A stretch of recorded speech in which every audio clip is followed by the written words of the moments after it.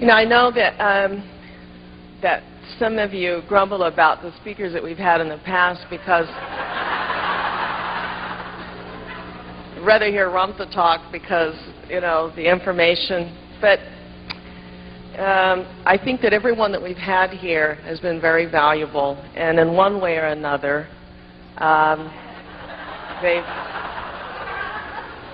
they've helped to reconfirm what we've been taught from a completely outside source, and that's one of the reasons that I invite speakers here.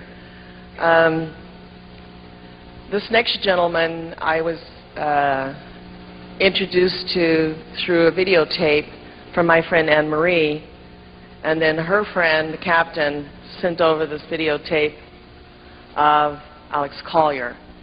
And so I was just in the mood to listen to this, and I sat down and I immediately liked him. And I liked what he had to say, and for 6 hours, videotape, I was glued to it. And one of the reasons that I wanted him to come here is because he addressed issues in this that Ramtha pioneered really the changes the days to come and really set everyone on the trend of predictions and all those sorts of things. But there was certain knowledge that many of you know that was never out there that we've gotten here, in particular about the blue webs and the blue body, the different planes, the spiritual self. Well, this gentleman happened to touch upon some of those subjects, and I was intently intrigued about his message. And I felt that this group would be an ideal group for him to come and talk to because, simply put, most of us that are in, and I count myself as one of these, in the advanced group, hope so.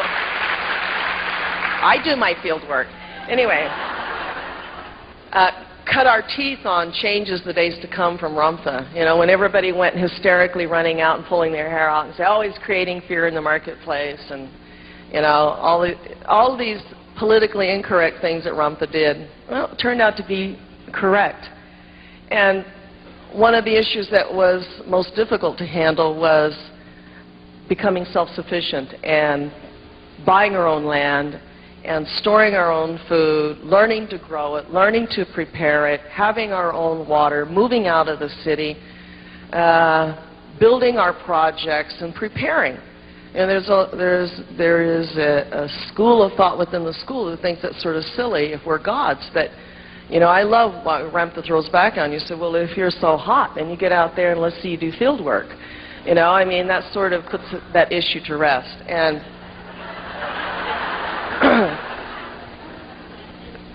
and I'm not so stupid to assume that as much as I know, that I would totally depend upon my knowingness to get my body through, because I'm still on the journey and I'm still developing as well. Well, I know that this group in particular, he has taught about preparation and about the things that are coming, and the war, and the 12 days of light, and all of those things that some of you may be starting to get scared to death now. Mr. Collier has gotten this information from a completely different source.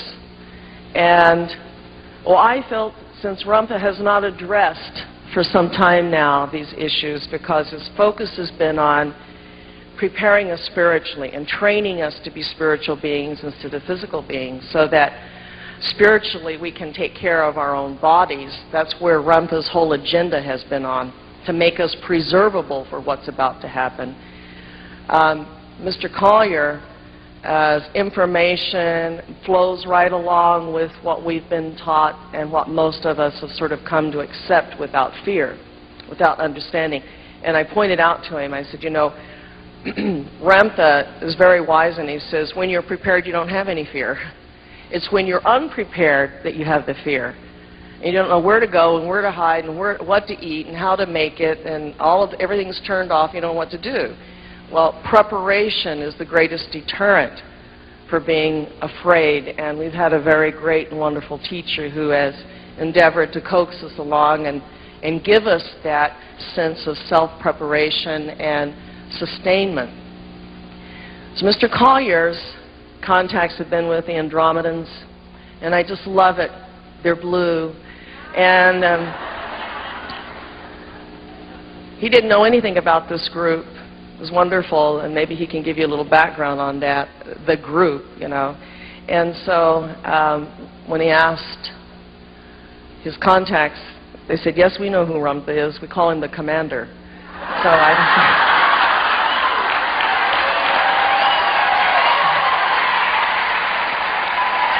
I don't know what you want to do with that.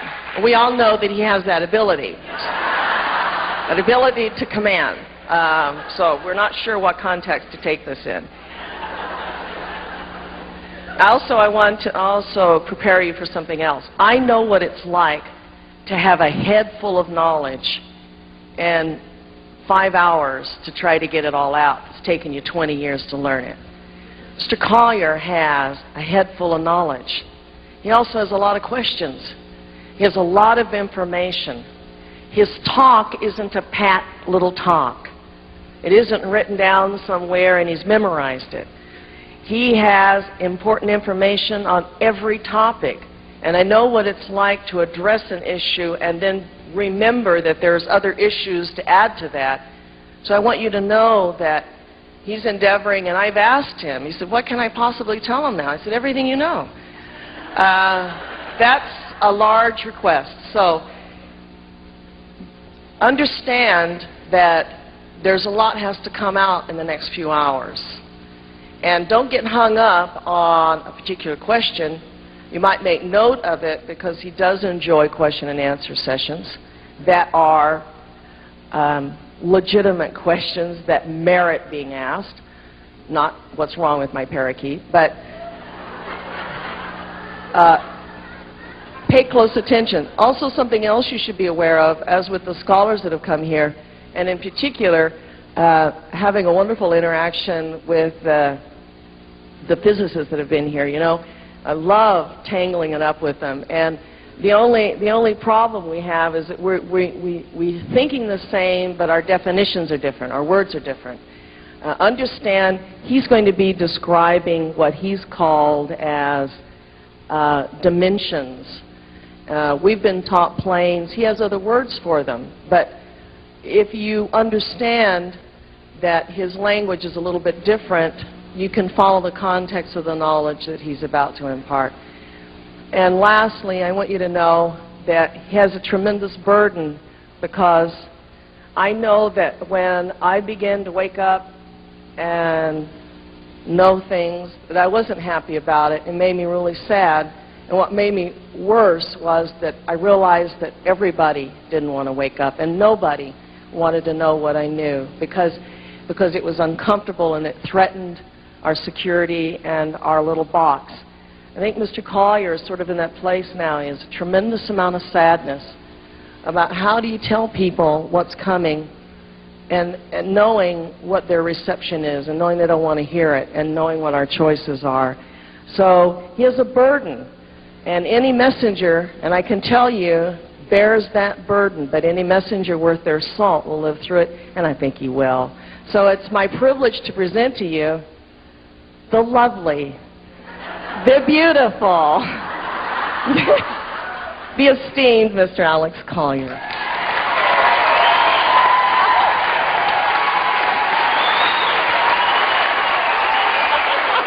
Oh, you've embarrassed me. I know. It's good. Thank you. Thank you.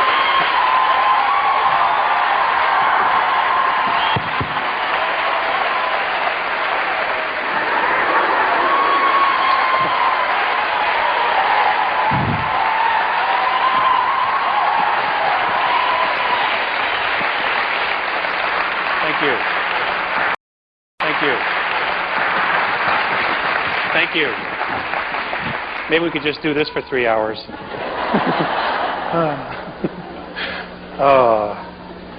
Thank you very much.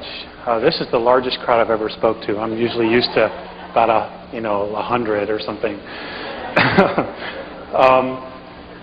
I want to thank JZ and the school and Ramtha at some point when I get to meet him. Thank you very much for inviting me. I was really surprised and And I have a friend named Val Valerian, and I got on the phone and I called him and I said, hey, what do you know about this bunch? And he could attest to it. He said, well, I'm one of that bunch. So here I am. Is Val here?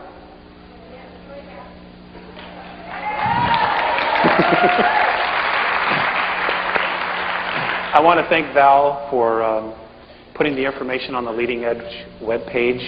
Because of that, it went into Nexus magazine, and it's gone all over the world on a grassroots level, and it's just great. He takes a lot of risks to share the truth with people, and let's give him a hand.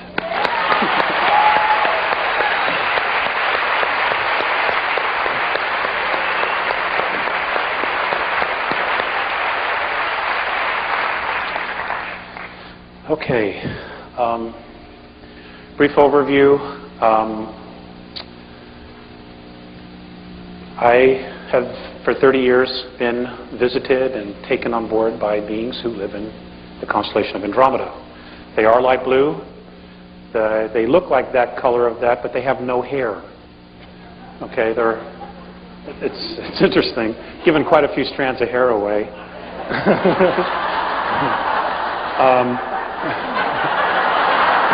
Used to be a lot more hair here before the contacts, you see. This is what 10 years will do.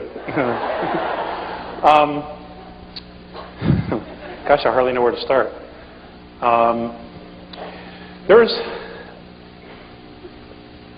They're awesome. They're a very healed race, and you know, after thinking about it, I think the reason they're so healed is because they have absolute mutual respect for everyone. And they've said that that's the only way we're going to have a healed race and planet, is if we have mutual respect for each other. And I realize that there's not a lot of that teaching going on anymore in our world. I've had to look at the character of our race on Earth, because I'm blessed to be able to compare it to something else. And folks, we've got a lot of work to do, and we have a very short time in which to do it. A lot of things are really going to start happening around February, March, April of next year.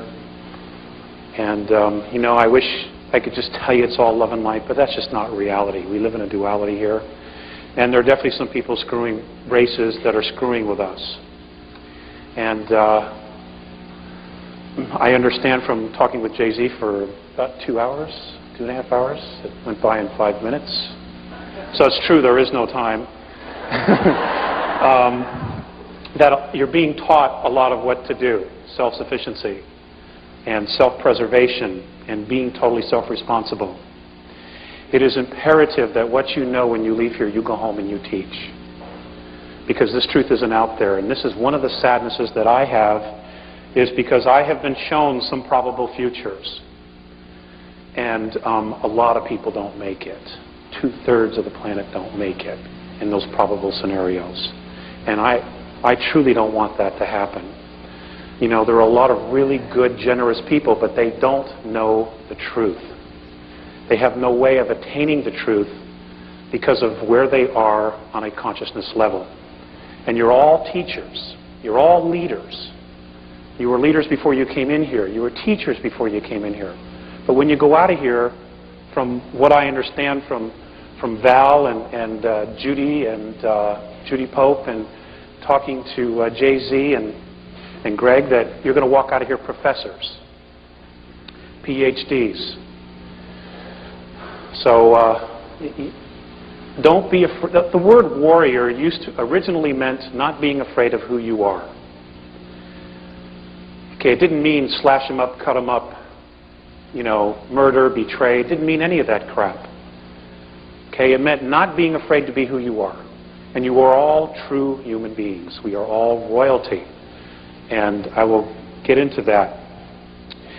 I once asked, the two beings that come to see me and that I have gone with are two Andromedans, a very tall one who's 7.5 feet tall, almost 8 feet. He's 450 pounds, and I mean, he's just like that. I was very self-conscious. You know, it's a male thing.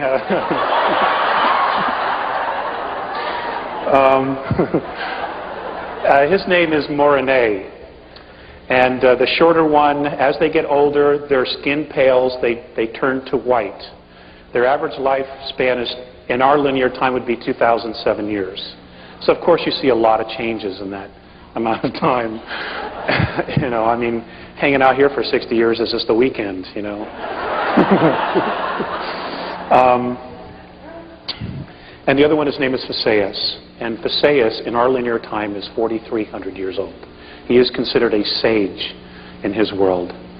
And he will be crossing over, in other words, he will be moving out of their physicality soon.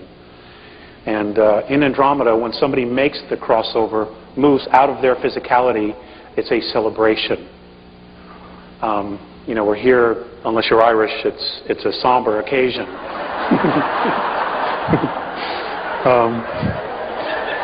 You know, the Irish have the great right idea. They party, you know. Divide his clothes and everything.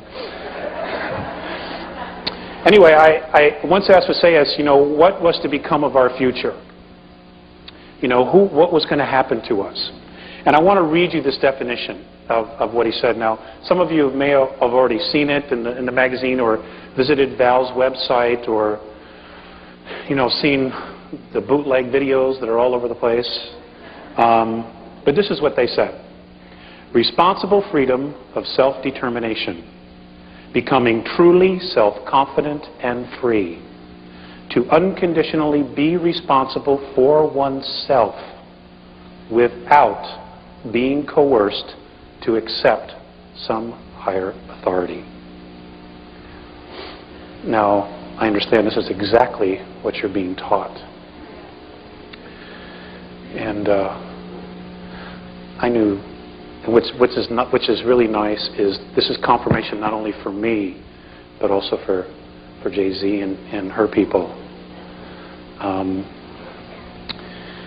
Because I didn't know anything about Jay-Z until about 3 weeks ago. In fact, I've given channelers a bad rap.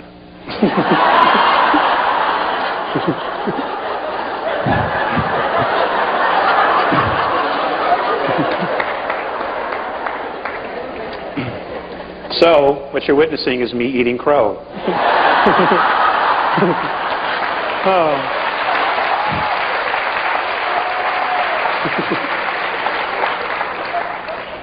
And I don't like to eat crow. That's a male thing too, I think.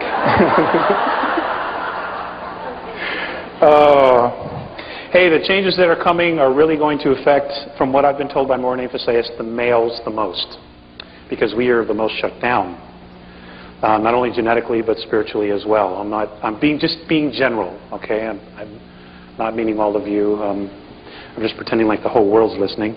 Looks like the whole world in here.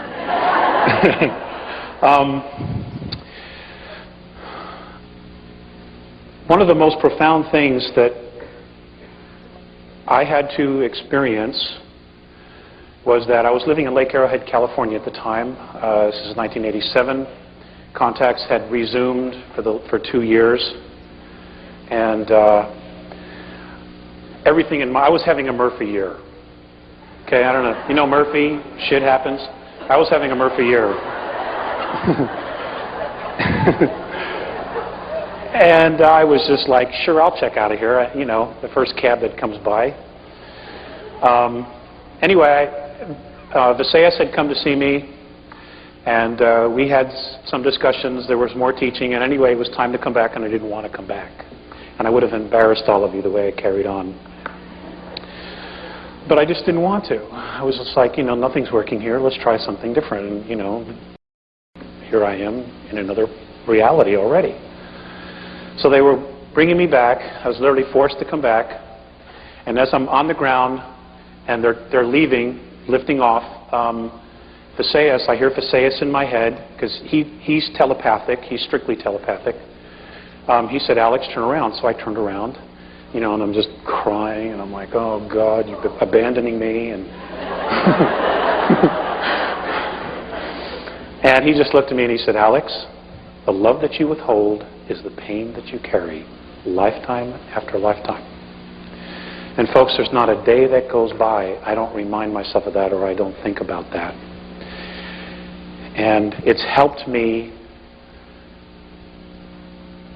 reevaluate all the decisions that I've made in my life. It's also helped me to take myself apart and look at all the little particles of my personality.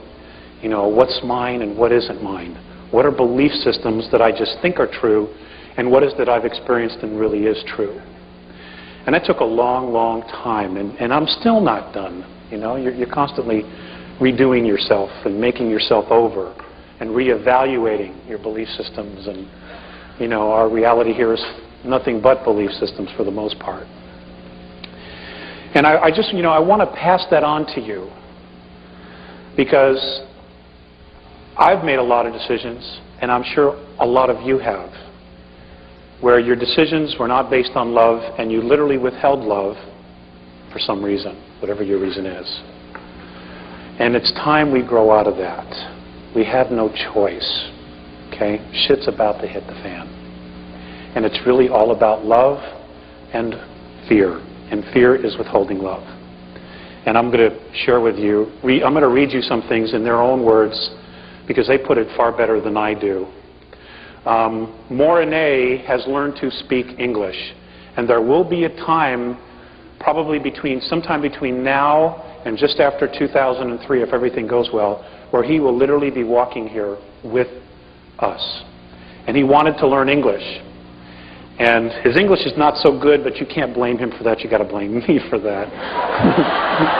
Okay. I did the best I could. What can I tell you?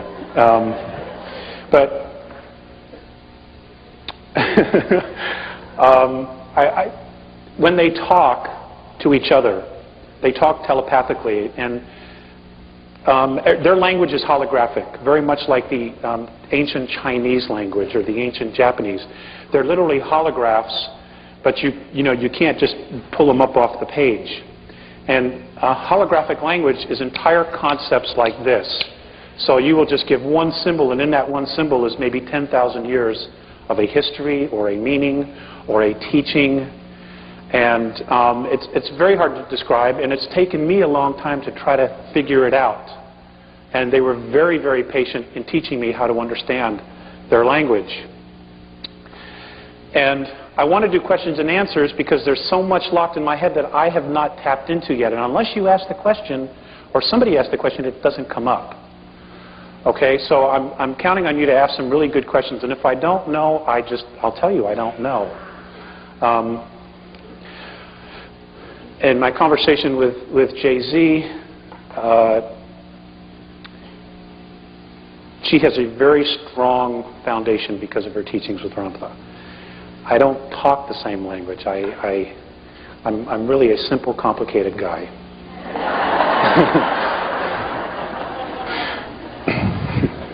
That's mine. Okay. So what I want to do is I'm going to read this. I was given this on 11/3, just a week or so ago, almost 2 weeks. And it's a current up-to-date of where they're at. And anyway, I'll just read this to you. Alex, we have already spoken with you in detail of your race's genetic transfers and reincarnation before. I will mention them again when necessary because your path and happiness depend on being able to attain the truth. Yes, we are aware of the situation of your planet, and it shows great deviation of the right path in the sincerity period. But please, if you would try to share this moment and your planet's evolution as a preparation for the investments which will be made in the very near future for your races. Now, there's a whole conversation that preempted this. And basically, I had a contact and I went up there with an attitude. You know, I'm a Terran. I got extremes of emotions, you know, and I'm really frustrated by a lot of things. You know, I don't understand how the planet's supposed to evolve when nobody wants to hear the truth, and most of the truth isn't even available. And I'm extremely frustrated by that. And then I hear metaphysicians justify, well, we're teaching the wrong thing, but it's all we have. I have a difficult time justifying that. Why propagate something that we know isn't real? And that's a whole other issue. When we get to religions, I really want to share with you what I've been told.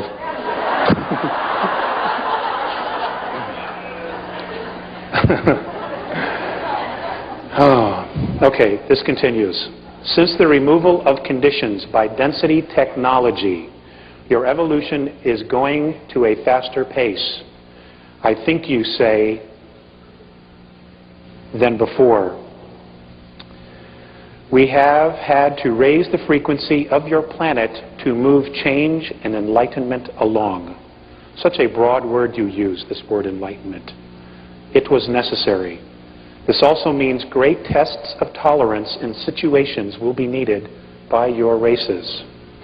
The most important of these tolerances will be caused by delusionary discriminations between your peoples.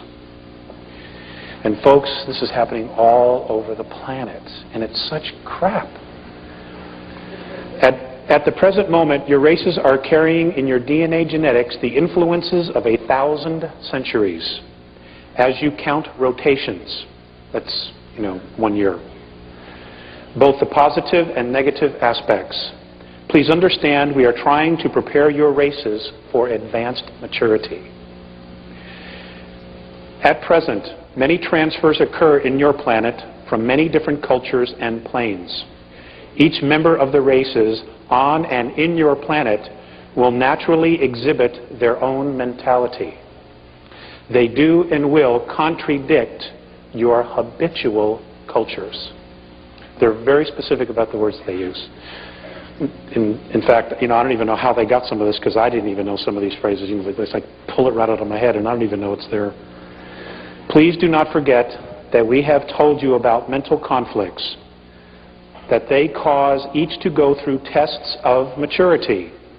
We determine your mentalities through the impulse signals we receive from your race's chains of thoughts.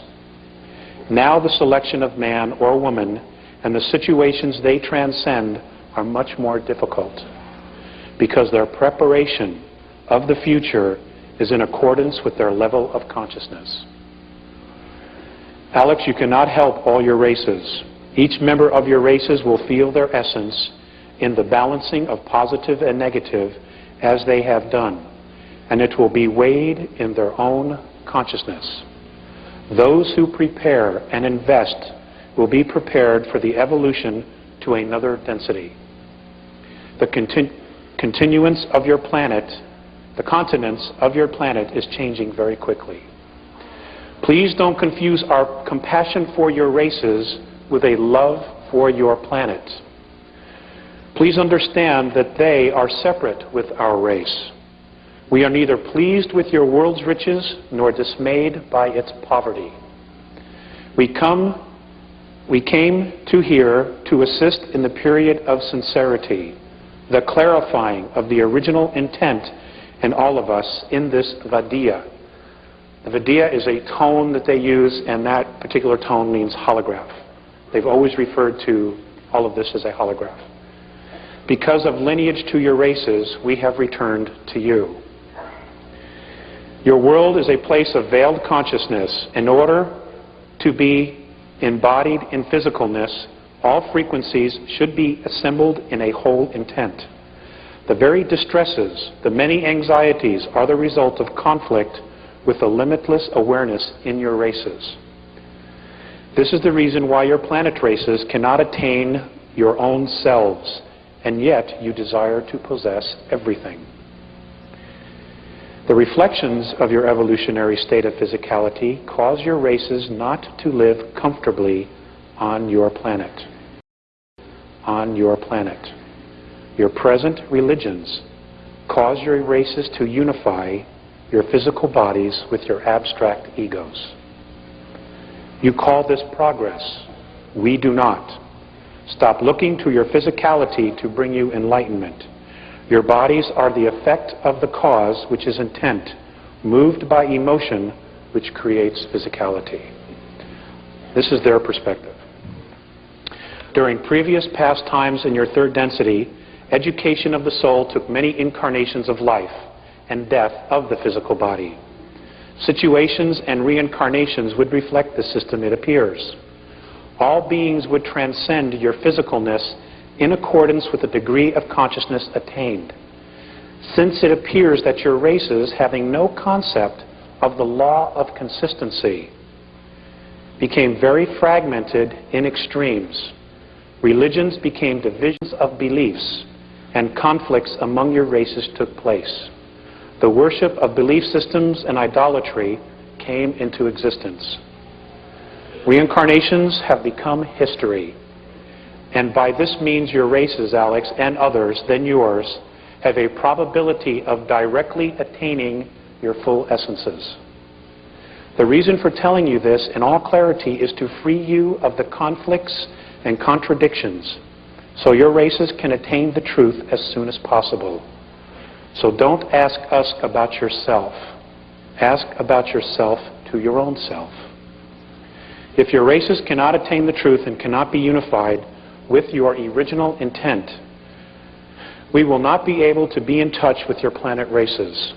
Since the ego consciousness in your races still goes on, and since you cannot break the denial of your inner self, your races become detrimental to the planet and to your planetary system. At this moment, there are many beings who cannot attain genuine respect for self and self-awareness in our galaxy. They as well are being kept under control. Their evolutions are being made in an indirect way. Your races have also been persecuted and manipulated by other galactic races from planetary systems, negatively charged other than your own. I'm glad you got that. Since during your different past time periods, they have tried to prove to your ancestors their own technical power. Fear has been created in your races. We have returned to convey the truth, to erase these fears. Since your planet is the site of both the most primitive and most high maturity, it is very full of contradictions. Your religions, which have helped many to evolve, have not been released. Your races have refused to let go of a system of beliefs that have not serviced your planet for the last 453 rotations of your star. By freeing you of this, and with the use of common sense, we hope your races will attain your own selves and become fully independent. Be at one. Okay.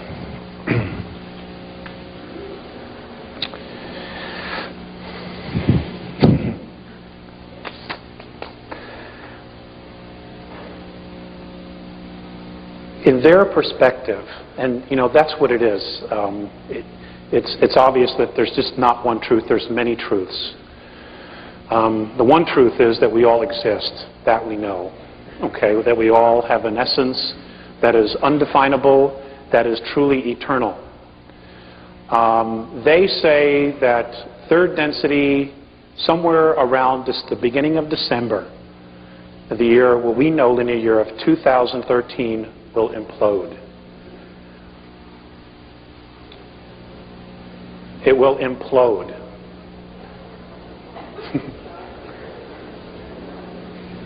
That third density will implode. And look at the auras. Wow, check this out. Now, what does that mean? Okay.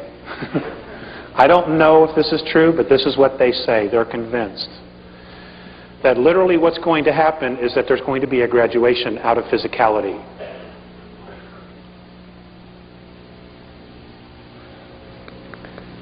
It means a lot of us are going home, and it means that a lot of others are starting all over, if this is what's going to happen. Okay? A lot of this has to do with our genetics. According to the Andromedans, our physicality is the sum total of 22 different races that have come down here, spent the weekend, messed with us, and then took off and went home.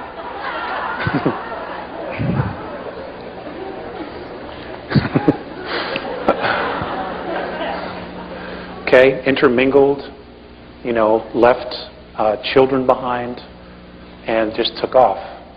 The Egyptian pharaohs are the perfect example of this. Okay, the blue bloods, the English family, the Rothschilds, who are also blue bloods, are another example of this. Their blood is copper-based, and that's ET. Okay, that's ET. And the thing about copper-based blood is that you don't need a lot of oxygen. Your physicality tends to grow and have a larger lung capacity. Okay, so you can live in a lot of other environments where we couldn't. Now, what's interesting is that in our physicality, what we know as Earth, our atmosphere is getting thinner and thinner. I know that there's a lot of talk about the ozone, and it's a myth, that it isn't real, that there is no such thing as an ozone crisis. Folks, there absolutely is an ozone crisis. Okay? We are destroying what I say we, all of us, are partly responsible for this. We are destroying our environment. According to the Andromedans, 3,500 years ago, the oxygen content was between 34 and 38%. They say today that it is literally less than 17%. Now, those of you who have studied biology, what happens to the physical body when the gas, which is oxygen, goes below 15%? I'm sorry? Somebody said you die? Yeah, that's right. Okay. Now, why is this happening?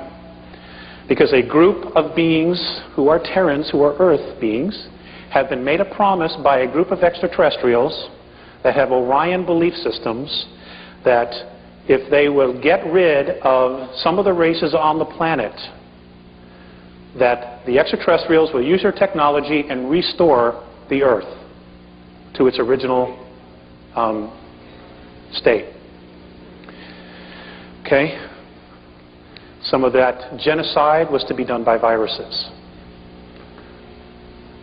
And as most of you know, the AIDS virus was created. And there are others that are coming, anthrax and the bubonic plague.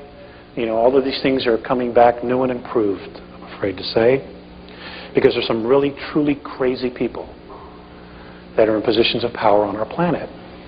Many of them go back and forth from our planet to the moon. Now, you don't have to buy any of this, and that's okay, you know. But I can tell you this, in the next 10 years, you will absolutely know for a fact. Richard Hoagland will be vindicated. He truly will. Okay?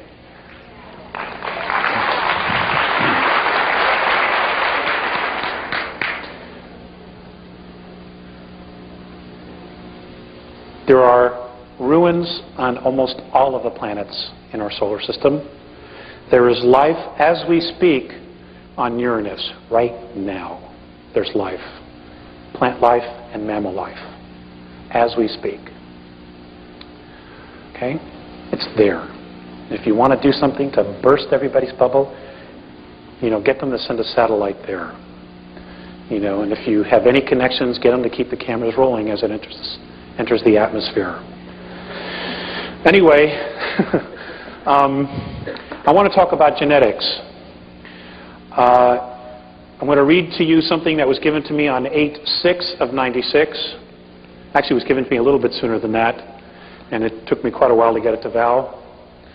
And it's about genetics. It's not very long, and I just ask that you bear with me. But apparently we were all copper-based. All of our physiology was based on copper.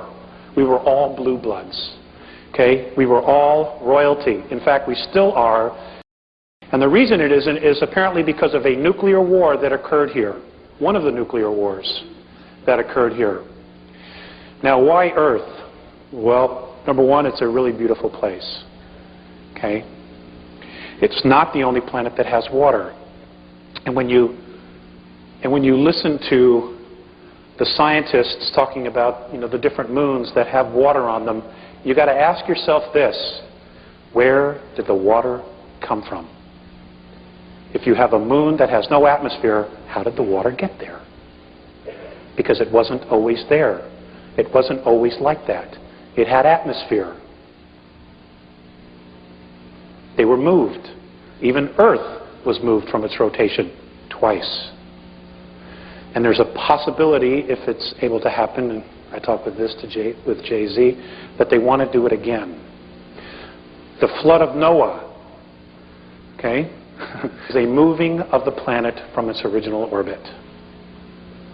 That's what caused it. Okay, we're talking about huge motherships that just hook a little chain to the planet and just move it. Okay, they have this technology, but that's what it is. It's technology. Okay, apparently we can do these things with our own minds if we're disciplined enough and we're clearly focused on our intent. And with talking with Jay-Z, that is exactly what Ramtha apparently has been teaching you. Okay, to remember who we originally were before we fell into time and fell into physicality. So I will read this.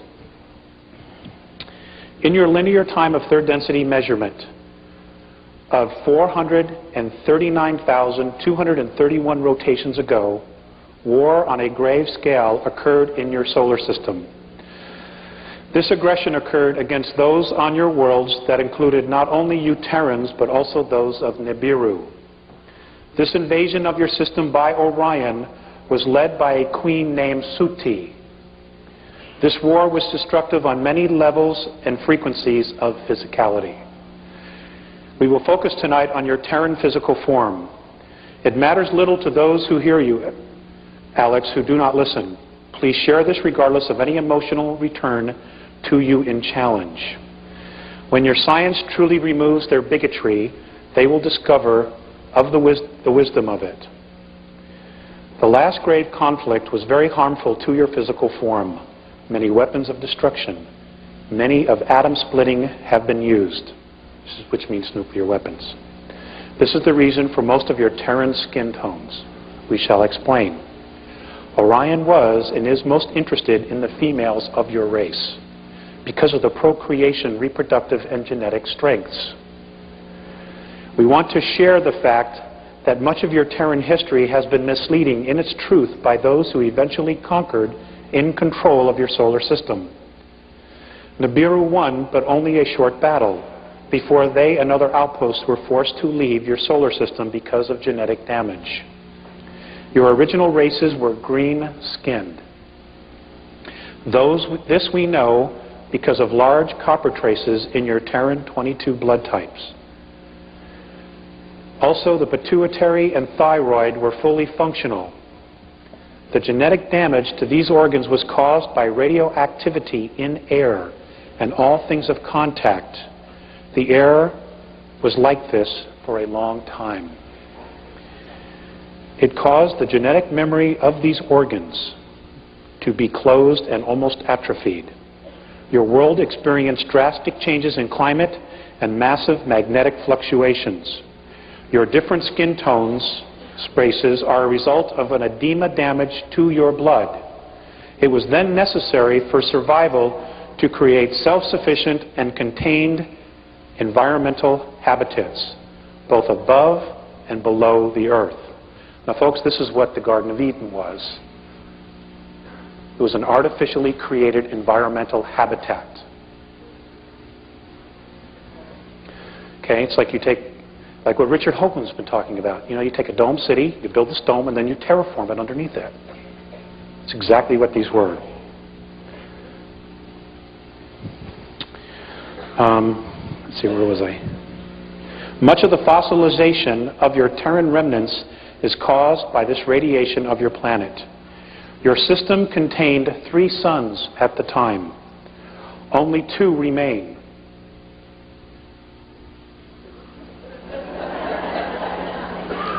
I'll read that again.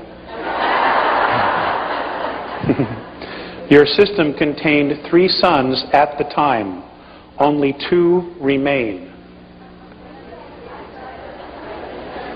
Write it down, it's a question.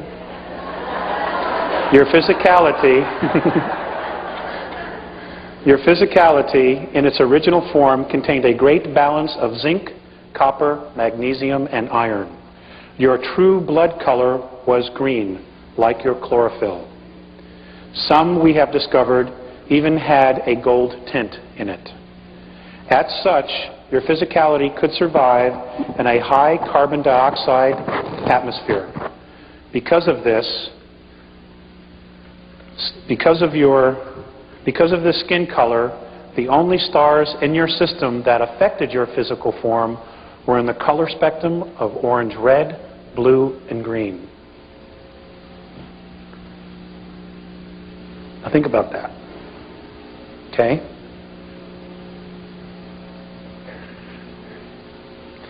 If you picture in your mind everything's a holograph, okay, which is a group of frequencies.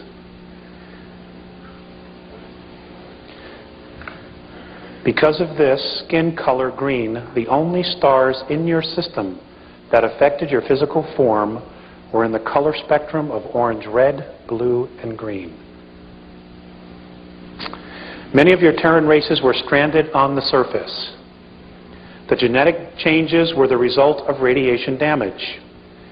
Your race went from green to red to yellow to black to white. Let's run this again.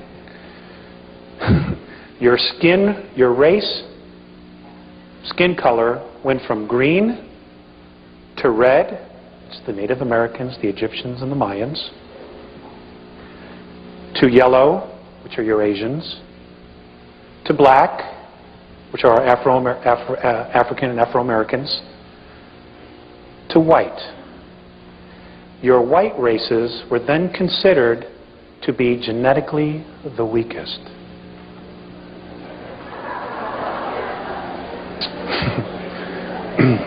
Puts a whole new light on prejudices, doesn't it?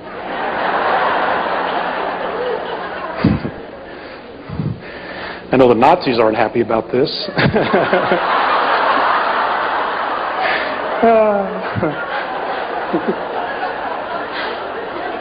It's just as well I don't like them anyway.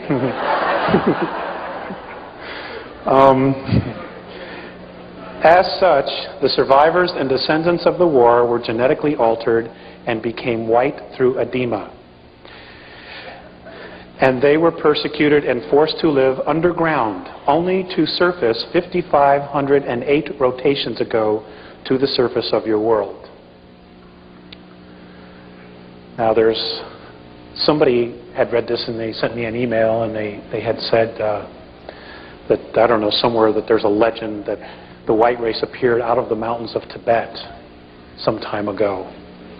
And I don't know if that's true or not, but I'll ask the Living Encyclopedia Val if he knows. Let's see. The copper bloodline is now a small race on your planet, but it is strongest genetically. Your native red nation race is very strong and easiest to discover and understand. And folks, this might explain why there are so many abductions of the Native Americans on the reservations, and why even today they're still being persecuted. You know, because if you're a coward, you suppress the strongest. And of course, you know, many of us don't do much about it. You know, I don't want to get involved. You know, that's their problem, it's their issue. You know, we owe it to them. We owe it to ourselves. Let's see. The red is the closest to your original form among you. Your physicality had a natural defense to positive and negative frequencies due to the copper mineral in your blood. This lack of copper in your blood now has caused a partial loss of brain capacity and nervous system. Remember, your DNA contains cellular memory. It is possible to unlock this memory with the use of minerals such as copper. Your blood systems adapted to iron because of copper depletion due to radiation. We will share more with you, but we must return now. Be at one. They always end it with be at one. Okay.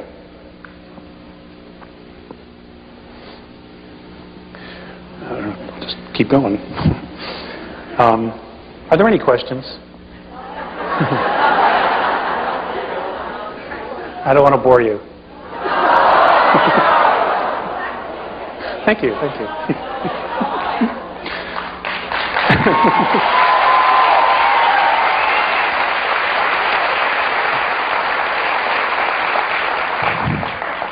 You guys are so great.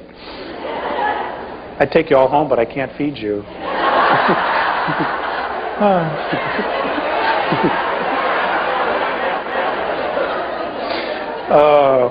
Hey, I have a family at home, and a new family actually.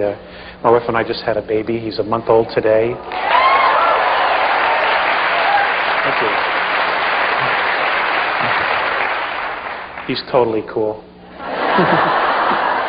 He's taught me 3 things already: patience, tolerance, and insomnia. He doesn't like to sleep. I don't know. Most kids are, I was told, do, and he likes to be up every hour and a half. My poor wife, she went from needing 9 hours of sleep a night. She's only getting 90 minutes. I don't know how she does it. You mothers must know. Wow. What a club, huh? It's an elite club, I'll tell you. When I saw the baby come out, I was like, God, I'm so glad I'm a man.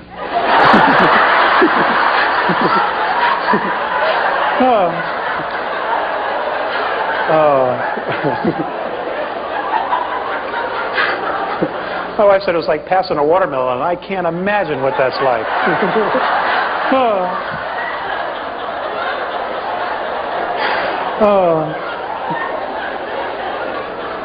Nor do I want to know.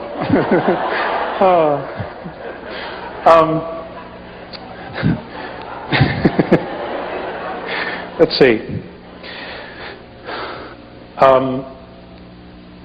I've talked with Maureen Faceus about maturity, and a lot of this had to deal with me specifically about how to grow. And and when this first started, they didn't tell me that I would be speaking or would be required to speak. And that's because I didn't read the fine print on the contract. And you got to read the fine print, folks. Okay? Do yourself a favor. Anyway, I just wanted to read to you the stages that they said that the human being goes through. And this is not just us. There are human beings everywhere. Not only on our plane of physicality, but on other planes. And I want you to know that even though you may not see them, even though you talk about what I refer to as dimensions or densities, what apparently Ramtha refers to as the planes, there is a physicality on every one of those planes or densities. Okay, it's not, they're just whispering little clouds, and there's a light breeze, and if you're lucky, one will blow through you, and oh, hi, how are you? That's not what it is, okay?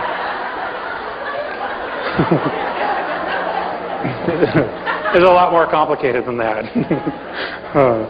So these are the stages that a true human being goes through during its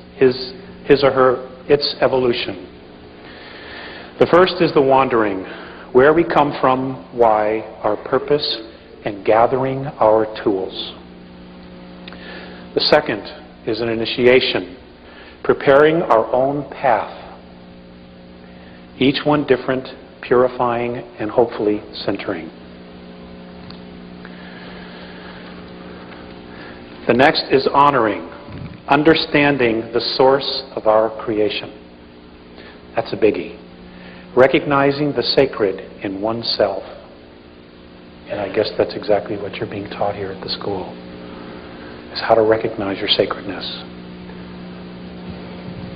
Stating intention, realizing and acknowledging one's true purpose to create self. Surrender, big issue with me. Well, we have this concept of surrender as you just let like anything happen to you, and it's not really true. Letting go of control to allow vulnerability. To learn what is already known. I forgot. Embrace our own darkness, walking into the unknown parts of self, being and becoming the void.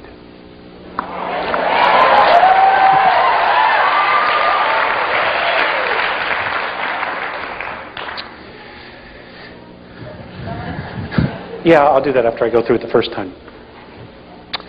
Lighting the flame in the heart, connecting to self and finding meaningful, honest ritual. Transformation, climbing the ladder of self-responsibility to hold a vision of being oneness, being the vision that alters all perception. Becoming human, empathy and compassion toward all, being in truly responsible relationships. And folks, I've learned, for me, that that's the secret of life, is relationships. Because they all mirror back part of us, part of me, all the relationships I have. Walking the path, integrating all of life's experiences, being a teacher by being. Service, discarding the illusion of separateness, total approach to life in humility and joy. And the last, the worship of the isness is the creation of self. The isness is their concept of creator, creation, what we refer to as God. I don't like to use the connotation God much anymore because, our perception of it here, is based on biblical teachings. And those beings, the God in the Old Testament and the God in the New Testament, are extraterrestrials. They're not the big guy. Okay? The big gal. Sorry.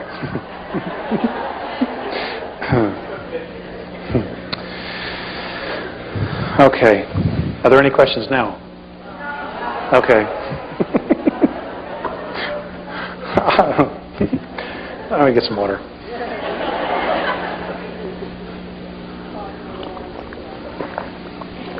Okay. Fear is a big issue, at least not in this room, but outside this room it is.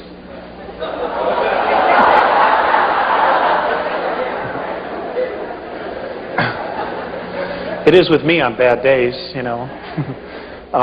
So I would like to share with you their perspective of fear and trying to understand it. In your time and space at present is a great challenge to you all. That would be the expression of fear. For any of you to be in fear is to lack clear understanding of most situations. We have observed on your world, we have observed that your world is at a most confused point in your history and evolvement. We understand your remarkable drive and commitment to be alive, survival.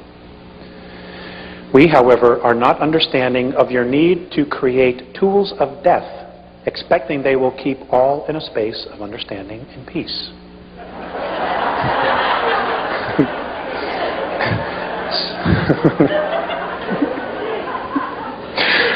It's pretty obvious, isn't it? We have observed that you build, create, and plan in a space of fear, not in the consciousness of love. So your defensive position of institutions that create and employ are always then in a state of unraveling and disintegration. We share this with you because they drain you and your earth of energy, both the spiritual and materially physical. Fear always has to feed. Fear does not create itself. It has to feed. The fear we observe is difficult for us to understand. These are the Andromedans. It depletes you of your focus on the original intent. Now, they've referred to this a lot. And they've never come right out and said what the original intent was. But I suspect it's that definition I read you in the very beginning. That was our original intent. It is elusive. It's a very secretive energy. Fear withholds love. This is most saddening to see and feel. How can we share understanding and love when so many of you are withholding from self and each other? You guys need some viral defense or something? Okay, please try to feel the words. We as a race are trying to express to your race. One of your original intentions in creating your physical reality is the idea of creating and learning to manipulate and express yourselves through physicality, using your consciousness. Okay, it is your consciousness that is the gift of the isness that the isness has given you, and in fact all things that bear spirit. It is the gift that has been clouded, and most importantly, clouded by fear. This creation of fear is completely irrational to whom you all are. Fear, as we ourselves at one time as Lyran ancestors, sought to defend and legitimize withholding of love. We have come to understand that withholding love only creates perpetual disintegration. We have discovered in our home galaxy the ruins of vast races having achieved recognition that have ceased to exist. They destroyed themselves simply because they withheld love and drained the very life force out of their intent and imploded and destroyed their self-creation.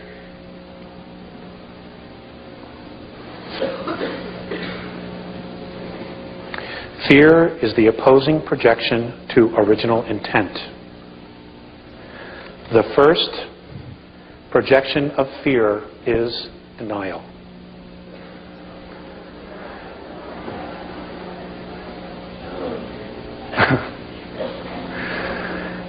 An emotion of incredible restriction. And as a restriction, denial and fear will result in the complete opposite reality as that which it claims to be. Fear is based, in our perspective, on a misunderstanding of one's own worth and security. Why is this so? We have formed a perspective based on your history. Your many religions have helped and hurt this process. Some of your world beliefs have many convinced they are sinful creatures of nature. Now, I just want to add something here. In one of my conversations with Mornay, the word sin came up, and I brought it up. I was born and raised a Catholic, so I was fully indoctrinated. And he told me that the word sin is a word that is pre-Sumerian, and the word sin originally meant genetic defect.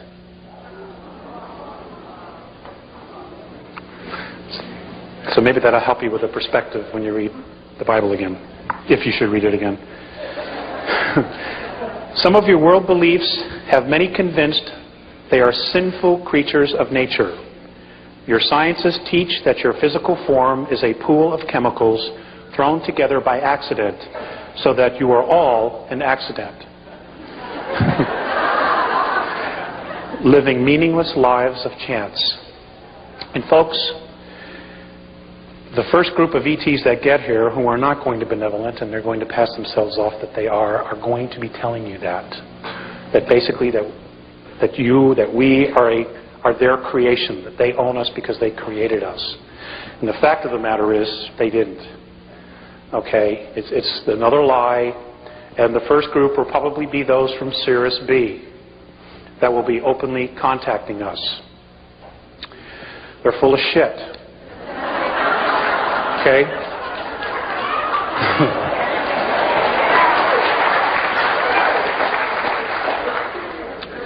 You know, the game continues, and a lot of people are going to fall for it because the earth will be going through changes, and they'll come down and we'll save you, and, you know, this is the way, and so on and so forth. And, you know, basically what they're going to do is they're going to use our free will against ourselves.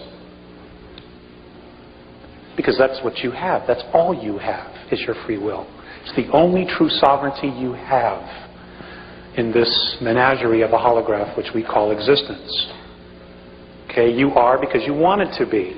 It's that simple. And if you don't want to be, then you can change that too. But it's your decision. Okay, it continues. I'm sorry. You fear a God whom a book says is a loving, forgiving God, who will eternally throw you into an abyss for making mistakes. It creates serious dysfunction, don't you think? Which way do I go? And you do nothing, you know? It is in our perspective where this fear of unworthiness and insecurity is created from. Many in your world, Alex, have come to understand that fear, the idea of fear, is their enemy. And all of you struggle between understanding and fear and reason and fear. Please, we ask you to share this with your race. This struggle is in no way predetermined. And our perception is that this struggle will lead your world to peace and self-responsibility, or your extinction as a race. This would grieve us. It's time to return you now. And I was given that on 2/9 of 91.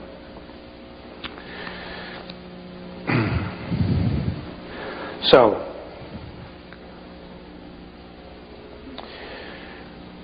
in dealing with the reflections that Morine and Phaseus have given me about our race, it's been difficult to want to come back, especially when I've seen how they treat each other. The very first time I was taken on board an Andromedan mothership, I have actually spent 3 months with them. I lived with them for 3 months in 1986. But but in our linear time, I was only gone 18 minutes. Time travel is a great thing. You know, I was home to make car payments and everything else.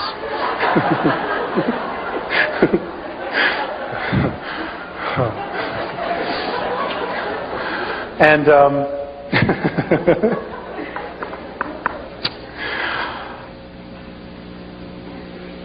I forgot where I was going with that.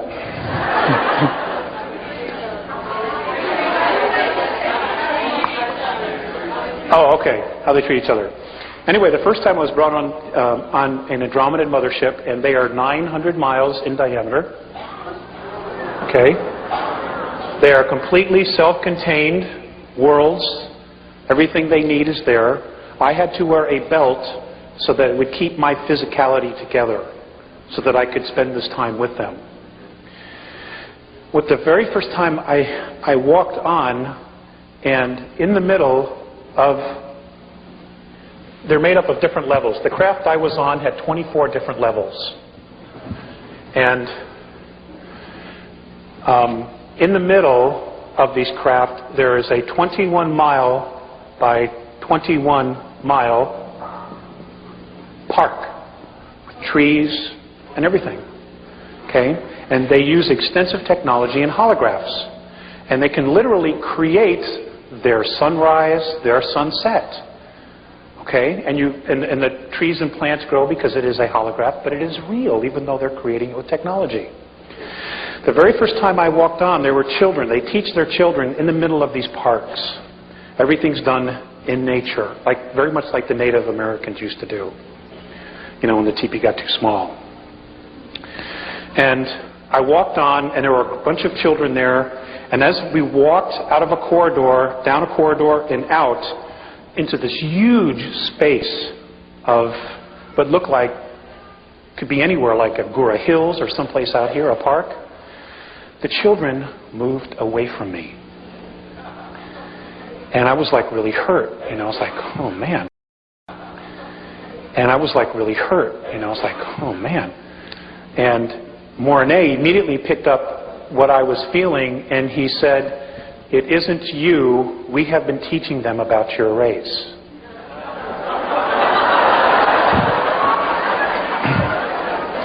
It's really not all that funny. Okay? They were afraid of us. You know, and these are children I have never seen before, but immediately felt our energy, my energy, because I represented all of us. You know, and I do the best I can, sorry. I mean, but you know, I got my own stuff to work out too. So, you know, they're learning, and I'm amazed that they, you know, they still want to come back and help. Another time I had been waiting for them. They finally showed up. And as I was walking into the control room, I was being led by another Andromedan. Mornay was looking at a bunch of meters on the wall and some monitors measuring our atmosphere. And he looked really sad. So I said to him, I said, "What's the matter?" And he just pointed to the atmosphere and he goes, "Don't they understand that it's here because they needed it?" They don't understand our suicidal tendencies. They don't. I guess they have the perspective that we should really know better. I don't know where they got that. So, I mean, that's just one of them, you know. Another time, Visayas was watching television on the ship. They were picking up television. And I told them that's not a good idea. Even on Earth, that's not a good idea. And he had been watching a news broadcast about a shooting in Chicago. That's what it was, where a cop shot a man, a black man, and then rushed over and tried to save his life. He had a hard time understanding why the policeman would try to take the life and then try to save it. He didn't understand the contradiction, and I don't know that they've still clearly dealt with that. You know, our reality that we know, that we accept as reality, is extremely foreign to a lot of other different races. They simply don't understand it, and there's like no way we could really truly rationalize it to them when they truly come from a space of unconditional love or mutual respect. And I have not done a good job in explaining it to them, because when I really stopped to think about it, it didn't make any sense to me at all either. So as Val would say, it's time for a new paradigm. And I guess that's what Ramtha is doing, teaching all of you and those before you and those to come after you. I've given a lot of thought to our race and the character issues, and I just want to share with you some of my thoughts on the human race and about people. A lot of this comes from my own experience dealing with us. A human being whose heart shows no passion is a person who doesn't have a life. A human being who doesn't give from his heart or her heart is a person who will lie to you. I've had to learn that the hard way. A human being whose heart is committed to nothing is a person who will not try, who will only take. A human being who is not willing to risk or take chances for love is a person who is absolutely empty inside. They're already dead. They're just sucking up air. I've come to this conclusion because of my relationship with Mornay and Visayas. I absolutely love these two beings. They are my fathers, my brothers, my friends. And, you know, in some respect, even my sons, because I've had the opportunity to teach them, you know, and even English, it was like, you know, I felt like I was a really big deal, you know.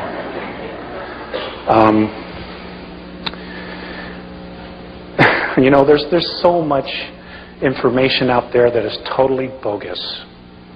I went to the Star Visions conference. I'll probably get into trouble because this is beyond video, but I'm not going to do it anymore anyway.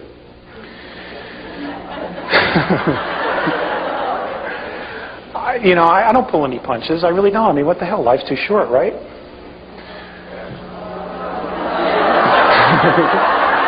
Okay. This incarnation. Okay, we have a difference of opinion. Hey, you know, I've been hanging out with those guys, and, you know, they live thousands of years. I wouldn't mind that. Yeah. But I don't want to live 1,000 years here. Not the way it is.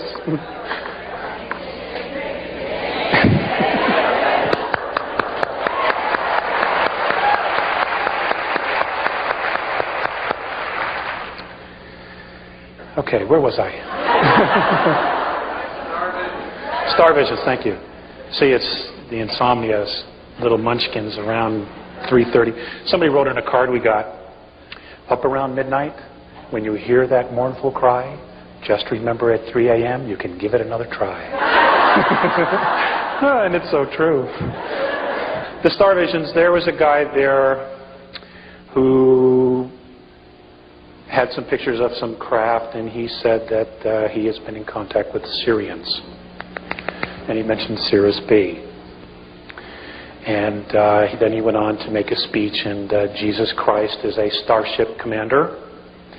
He lives on Earth underground in a place called Valley of the Echoes, and that they're coming back and there will be a war, and those who are not in favor of Jesus will be destroyed. And they gave this guy a standing ovation. I'm not kidding. They gave this guy a standing ovation.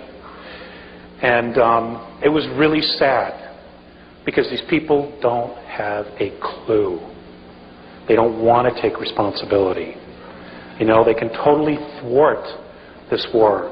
We don't have to do anything really about this as long as we started working and learning to live with each other, granting mutual respect, having natural tolerance for our race. And I know it's not easy because of all the conditioning. But folks, I need your help. I desperately need your help. You know, we don't need to create the book of Revelations, and that's exactly what we're doing. And there are beings out there that have technology that are more than happy to help us play this thing out, because we are a threat to them. And the reason we're a threat is not only who you are spiritually, which I will get into, but it's also because of our genetics. Okay? Our physicality was the Terran physicality, which is what we're known as, was melded between human extraterrestrial and the primate race, as this is what I've been taught. And it is that melding of those two races which gave us our incredible extremes of emotion, which is why we can hold so much creative energy inside of us. This is why they're concerned, and this is why the Andromedans are in awe of our creative energy. Because here they have to use technology to create some of their physicality. We don't. They're amazed that when you leave your house, okay? When you leave your house, everything is still there when you come back. It doesn't disintegrate.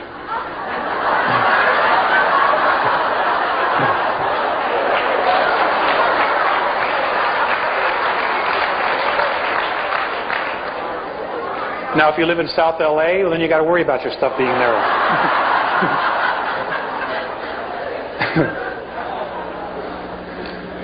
They're amazed at that, of the intent and the energy that it creates to create every one of those little tchotchkes that you have on your shelf. They're amazed. Because they're very simple. They're very, very simple. They don't have all the little stuff that we have.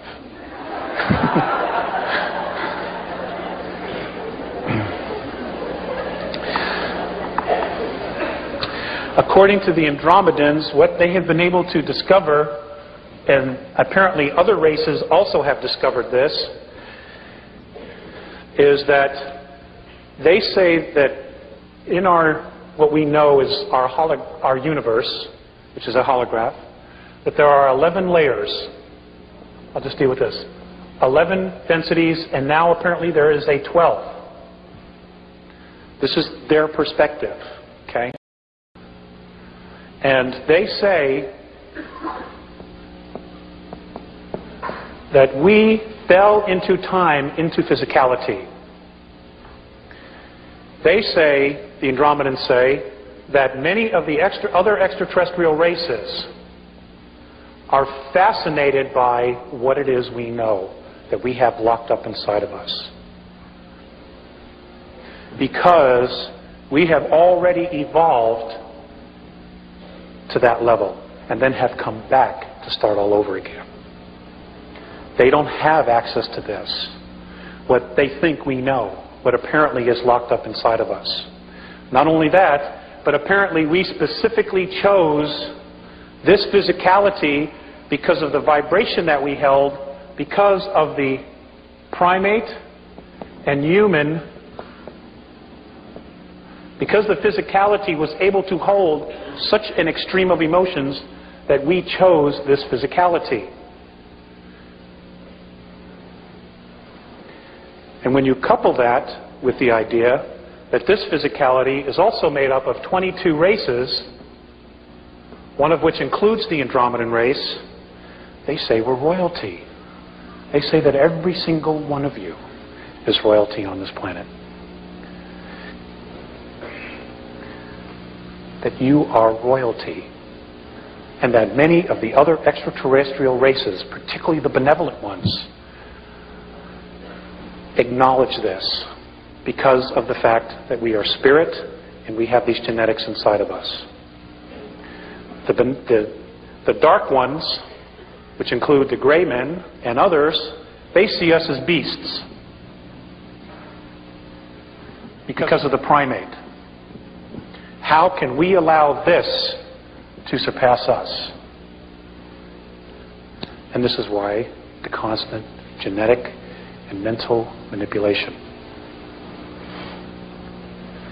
And in talking with Jay-Z, you know, like she was saying earlier, we talk different ways, but we're really, in many respects, saying the same thing. They're concerned that once we move out of our prison of third density, that we will radically change everything.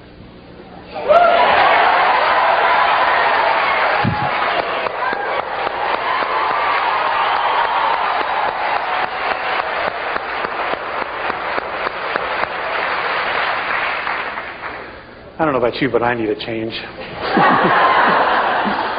Oh, God, I'm so burned out. I want to go home.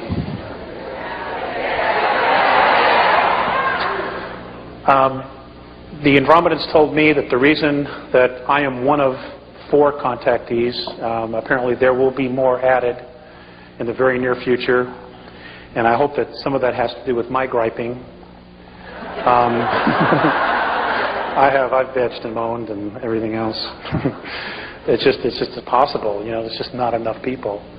That there will be more, and those that will be contacted, the reason I and the other 3 were chosen, I guess, in the first round, is because that apparently when they were here, they had a colony 62,300 years ago. It's an approximation. They were here for only 65 years, that I was one of them that was here. That's how I got here. Okay? And there was a battle, and they were chased out of here. And I was killed in that.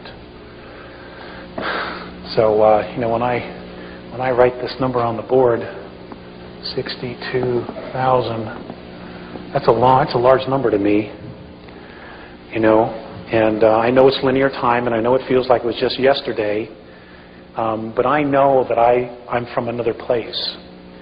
And all of you are. You know, your souls were not born and hatched here. I can tell you that. We've all come from someplace else.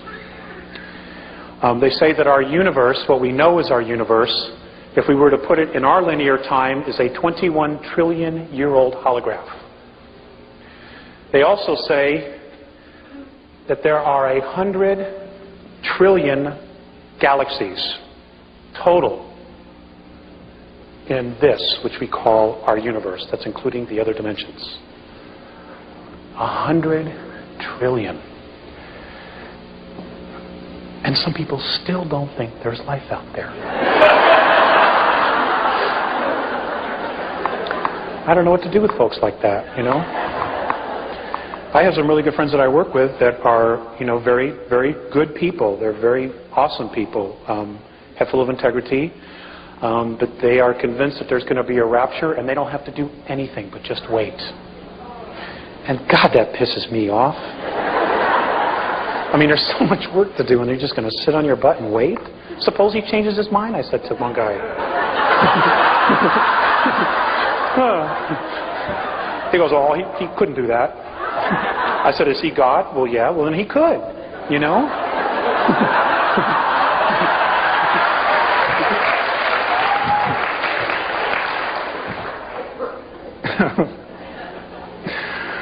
Oh, God, I'm so frustrated.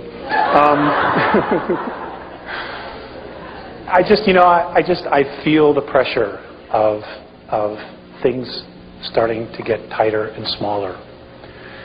And it's really great to see this. I was very disillusioned last weekend, and I had basically told my wife, Carla, I said, that's it. I'm fed up. I've had it. I even thought about not coming because I was just so burned out. Well, folks, it isn't easy walking these two worlds. Right.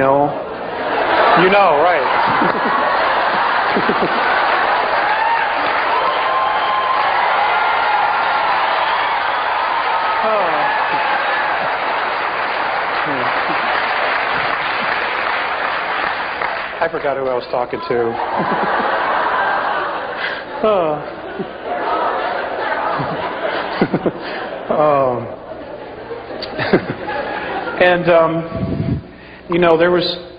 There are times that when I go out for walks at night and I try to call them down and they don't always come. And I look at my son and I look at my wife and I'm like, do I need to put all my energy into this? And can I do both or what? And there are times I truly wrestle with, where it is I want to be. Because the two realities are so extreme. When I go up with them, I am so free, I can't even put it into words.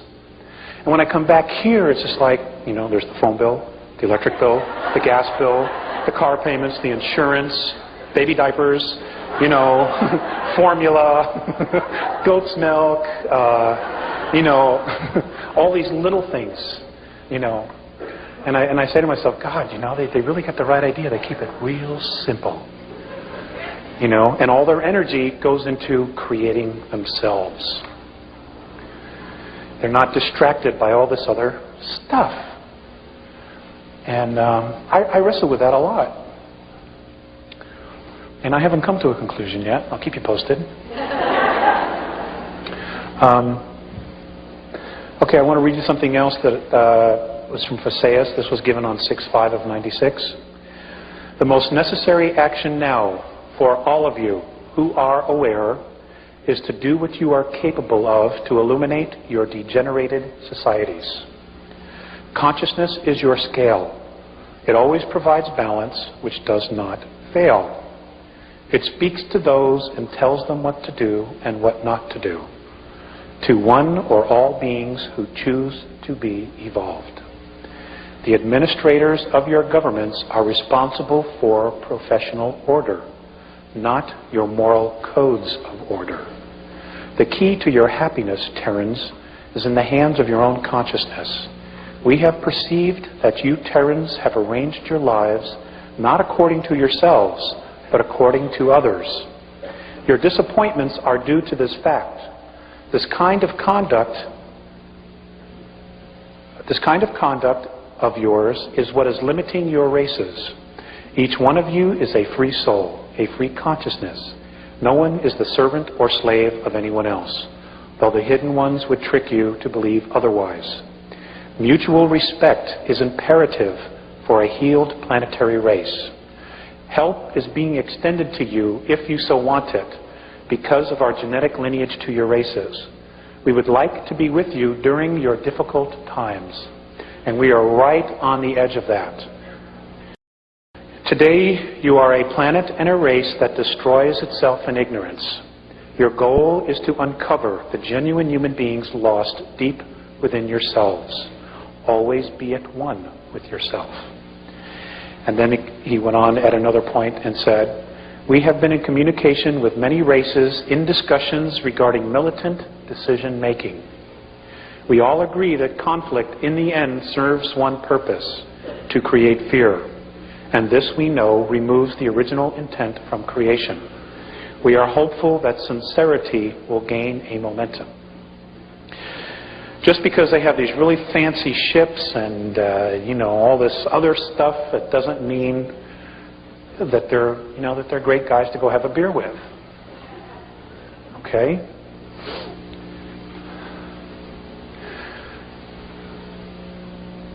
I want to share some things with you that I've not talked about publicly. And there are things that are going on, there are abuses of the past that I want to share with you what Mornay and Faceas have told me. For example, one of the biggest questions we've always had in America is what happened to John Kennedy? Okay? I know that really bothered me, and I can remember sitting home watching the funeral on television. And to this day, it is like it was yesterday. Okay? I mean, he was no saint, but still. He was better than a lot of them. According to the Andromedans. God, do I want this on tape? Oh.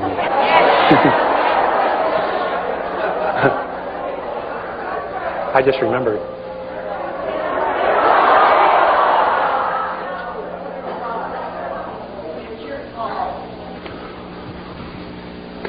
Some of the missing children have not only been taken by the Greys, by Orion, but also the Pleiadians. Now, apparently in the star, in the systems near Aldebaran, there are human Terran colonies that the Pleiadians have taken children from here. When I asked Mornay if they had permission to do this, he said no, there were many broken hearts left behind.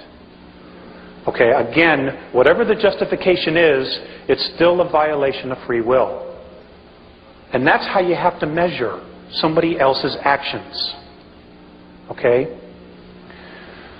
Sirius has also been doing this. There were many children taken underground, not only by our government. Many of the children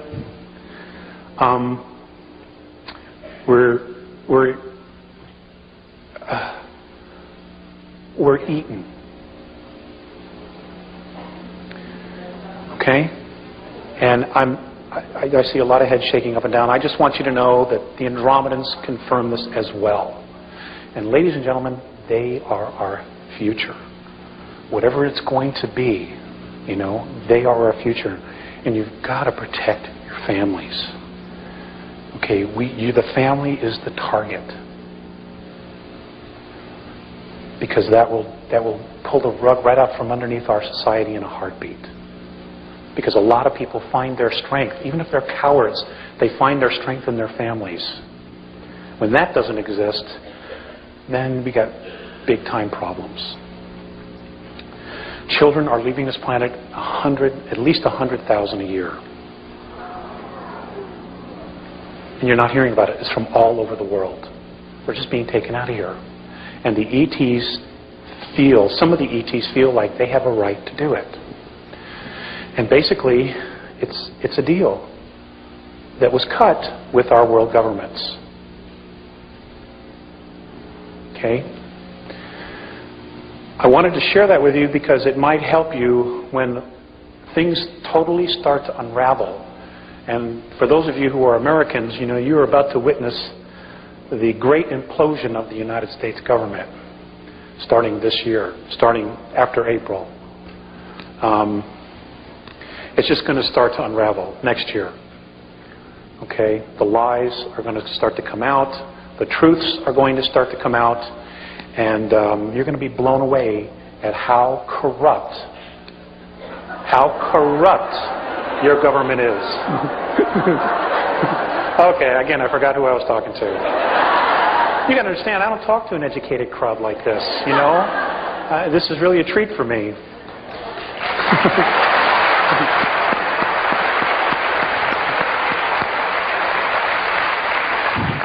mean, you guys are just awesome, you know?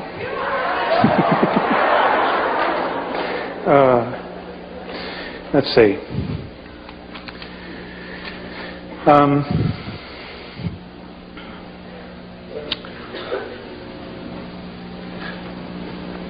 I'm going to show you some Andromedan holographic language.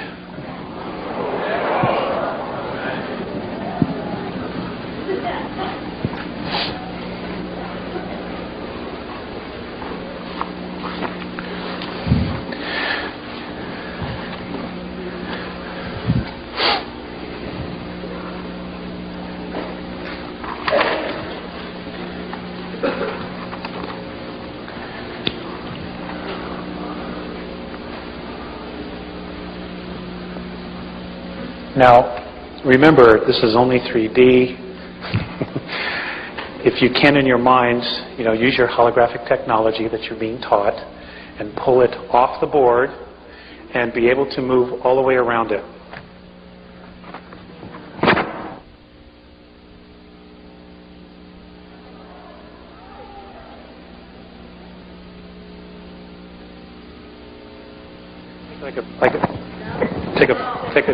Take a 5-minute break in 10 minutes? Well, do you want to at least stand up and stretch? Well, you're gonna.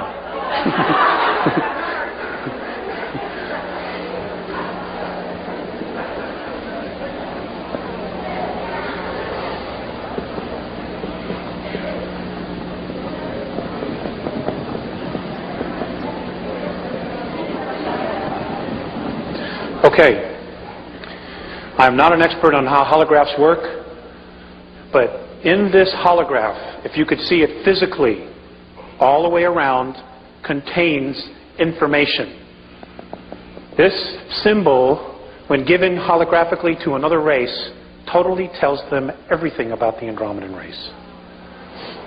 And apparently we are supposed to do that, be able to do that, and apparently we already do, but we don't really understand how it works. Okay.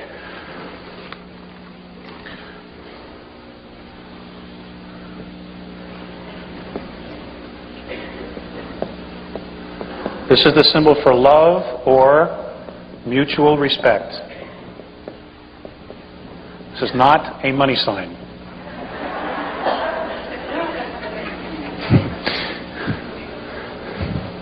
Again, it's holographic.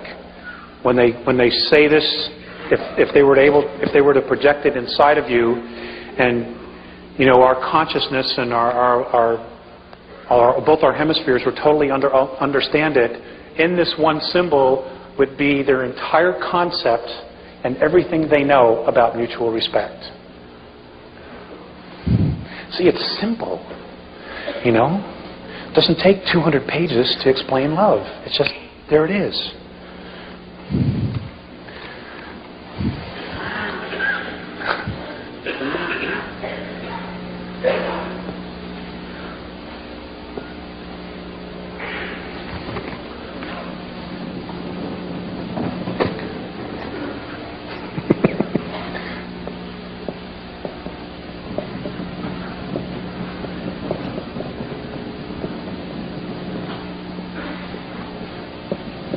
This is earth physicality. When they give this symbol contains our entire earth history. Again, you lift it off, okay, you're looking at it fourth dimensionally, fifth dimensionally, you're underneath it, above it, and inside is just contained information. Okay, can I erase this? This one? All right. Oh.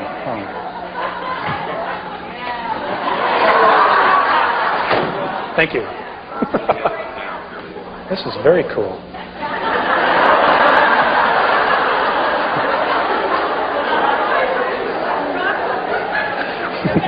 You understand? I mean, it's great to be able to do the job with all the tools, let me tell you.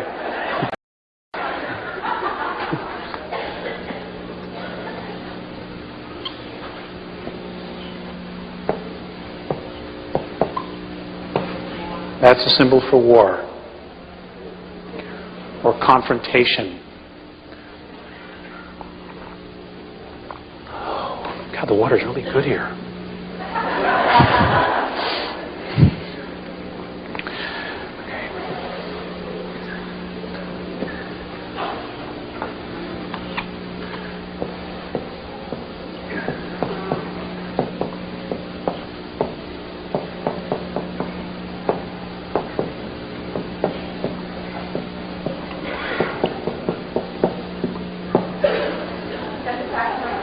That's the fax number.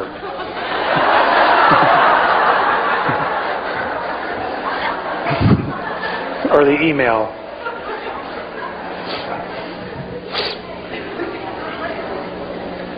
Oh, you guys can't see? I can't pull it off the board while I'm sorry. Well, somebody else over here has it. They can share it with you. Okay. Now, this is a much more complicated one.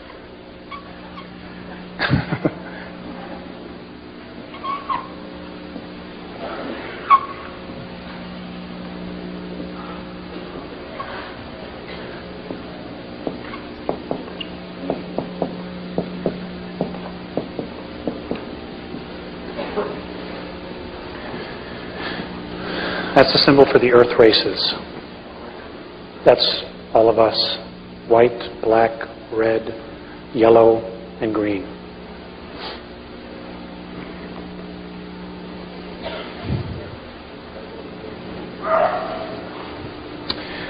Now this next one should be really interesting to you guys. I'll just put it right here.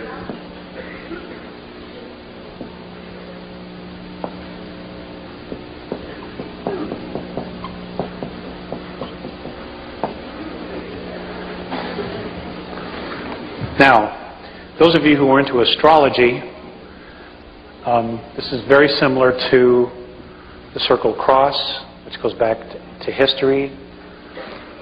And apparently that symbol is supposed to represent peace.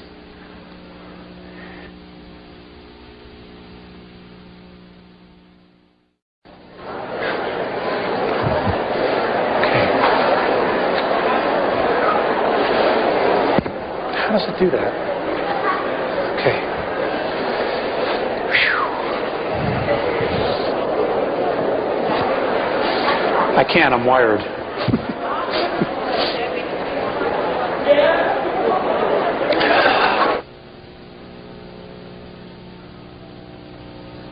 Okay. Okay, thank you very much for coming back.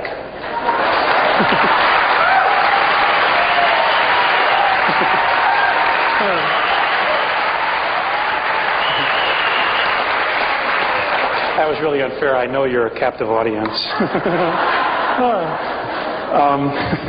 Okay, a couple things that I was asked to go over again was the implosion of third density and what that really entails. And I know I kind of skimmed over it. So what I'm going to do is to share with you what I have been told. Now, some of you may understand the physics of this better than I do. I'm just basically the messenger, one of the messengers. Okay, according to the Andromedans, 21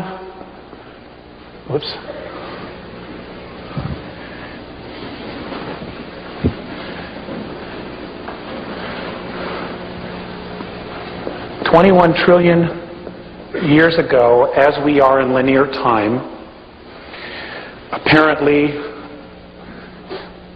all of us as essences, as isness, as sparks of spirit, were someplace else in a completely different reality. And what they say happened was that the Big Bang Theory is basically correct in its simplicity, but the physical part that we know of was the last of the creations or realms created in what we call our universe. Okay, now when I'm referring to universe, I want you to know that I am talking about all of the 11 creational densities or planes. That'll make it simpler for you. What they say happened was that all the black holes were created because wherever we were, that space, that universe began to evolve. And as it evolved, those of us who weren't ready to evolve literally gained weight in mass. Okay? And in gaining weight, we started to fill black holes. And at some point, when this other universe evolved to a certain frequency, those of us that didn't literally broke out of those black holes and created this space which we call our universe. And what we're witnessing 21 trillion years later is the same thing happening. And what happens here is, what's happening now in our universe is that according to Mornay and Faceas, on March 23rd of 1994, a color and sound frequency started emanating out of all of the black holes. And the color and sound literally, in its unified effect, is attaching to all of the densities, or planes. What's happening is that it's raising all the frequencies. Everything is literally being pulled up from the bootstraps. It is literally creating a holograph over these 11 creational planes. They're calling this the 12th. And the reason they are is that it is unified, but yet it's separate. And that they have been told by other races that there are beings of consciousness never seen the likes of before inside this 12th. And that they literally have the ability to look straight down through all the dimensional levels. What's happening is that third density is beginning to implode because as the frequency starts to rise of third density matter, those that choose to evolve, there are a greater number who are in fear and will not be making the same transition we will be. Now, because we're spirit, the essence of us is spirit, nothing ever dies. Literally nothing. So what is happening is that there are black holes being created as we speak. There are dips, literal dips in physicality being created where people will be gathering, souls will be gathering as they make their transition into these spaces so that they can continue to evolve by literally creating another space. Unfortunately, one of these areas is between us and the dog star Sirius, which is why there's so much crap coming our way. Okay, you got a front row seat. And all I can tell you is, bless them as they make their transition. Because we've been there before, all of us. And I've been told on our planet that literally the probability is there will only be 400 million of us making this transition.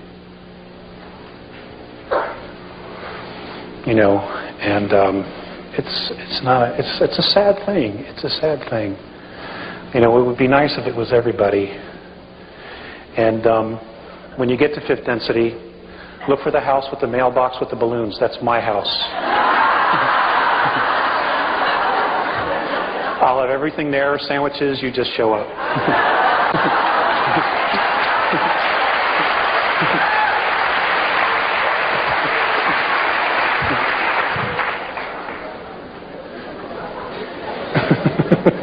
I'm serious.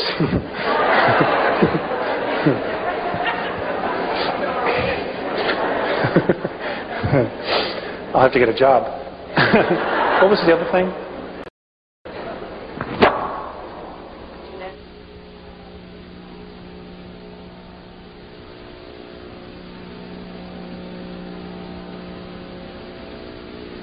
Okay. Now, going back to the genetics that I shared with you about us having the 22 different races and the primate race, and because of our apparent essences, where we've been on a spiritual level and then decided to come back and start this thing all over again, what's happening is we can apparently, our DNA can vibrate because of our ability to hold the extremes of emotion inside of us. Our DNA can vibrate at such a frequency, a high frequency, we can hold so much energy that we can literally take our experiences from here and part of our physicality into the fifth plane, fifth density. Now, when this happens, we radically will change what they know. Okay, this is why when people say, well, geez, Alex, why don't they just intervene? You know, that there's more to that than you think, because when they come down here and they commingle with us, it not only changes our reality, it changes their reality. And a little piece of us goes back with them. Now, if most of you, let's just, for example, we're from Andromeda, okay? You all evolve, you all lift up, you all move into fifth density, and then you decide, I'm going home. And you're off. And we all march into Andromeda together. Their civilization, their reality will never be the same. And this is why many of the races, particularly the benevolents, are coming back, because they want a heads up. They want to know what to expect. They want to know who we are. Do you follow what I'm trying to say? Okay, now the negatives, they've got everything really nice where they live. You know, they got everything under control, and they have their caste systems. All right? They don't want us walking in there. Let's say some of you are from Orion. They don't want you going in there and wreaking havoc. Start teaching them about free will, about freedom. They don't want that. Okay, just because they're at another level doesn't mean they're that all evolved. There's still crap there too. Okay? And they have a vested interest in control systems, control factors. And they don't want anybody rocking the cart, especially a race that they consider to be beasts. You know, and what's really interesting is they created their own undoing. They really did. By tinkering and everything else. And all it would take would be one of you to go in there and change one of these systems. Just your frequency alone. So you truly are royalty. You know, you guys are just awesome. And the war is about that. The war that's coming is literally because there are benevolent races that want our experience. They want our DNA. They want our emotions. They want us to be teachers. Because many of the benevolent races have lost their passion. Folks, they've lost their passion. You know, for the Greys themselves, they thought that emotion was a weakness. So they literally bred it out. And now they're dying. Okay? They're dying, and they're totally stuck on technology. Their children, they're not having children anymore. Because there's no passion in the body. The spirit cannot attach to the physical form. And there are other races like this. There are other races, and I was told by Morane that the Pleiadians in 982 years in our linear time would start showing genetic breakdown because of so much interbreeding within the one race.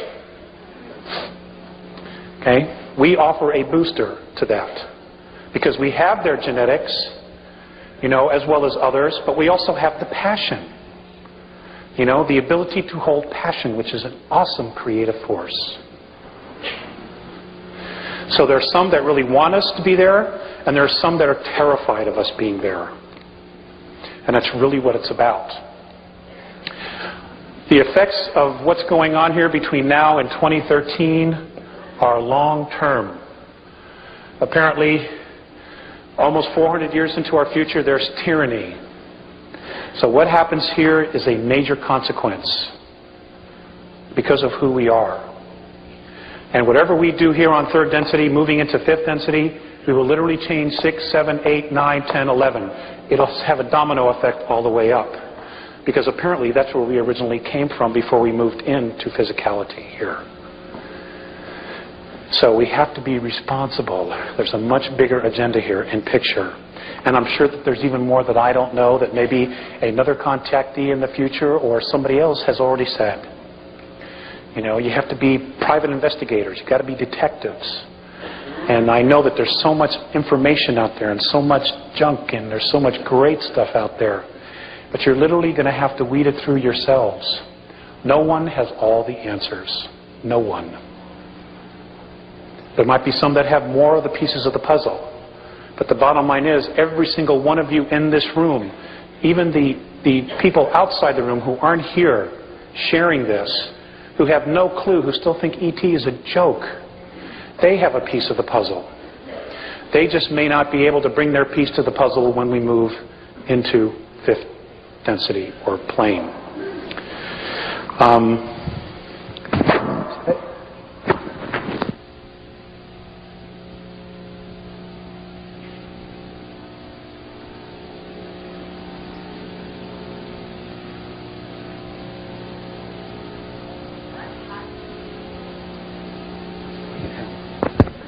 Okay. What's going to happen in the next 10 years? I have no clue. Hey, that's a pretty good cop-out.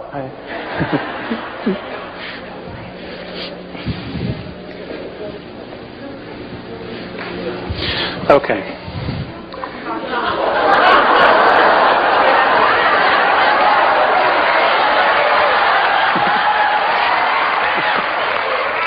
You're going to be busy.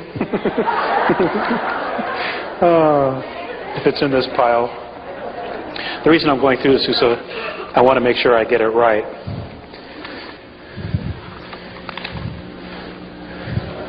A lot is going to happen in the next 10 years.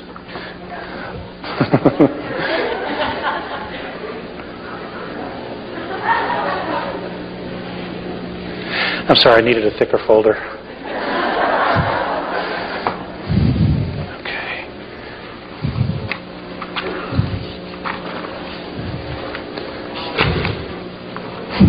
Anyway.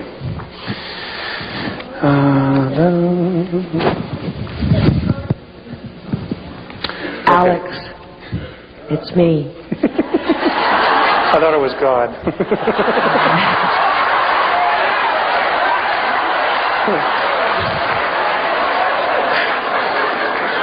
I'm not building an ark.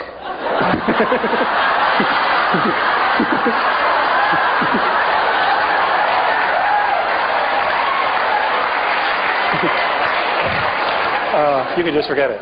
All right. When does the collapse, the dimensional collapse, starting? Is it already starting? It's already started. With the sound and the color? Okay.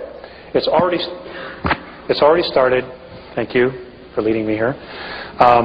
What you're going to start hearing about in the very near future are something called rods, and they will be something that will be videotaped. And what you will see are large streaks just shooting through the air that are etheric, but are being able to be captured on tape. And what you're seeing is literally fourth and fifth dimensional craft moving through space, not having the slightest clue that they're flying right through us. Okay? And that's because you're beginning to see the implosion. It's great stuff.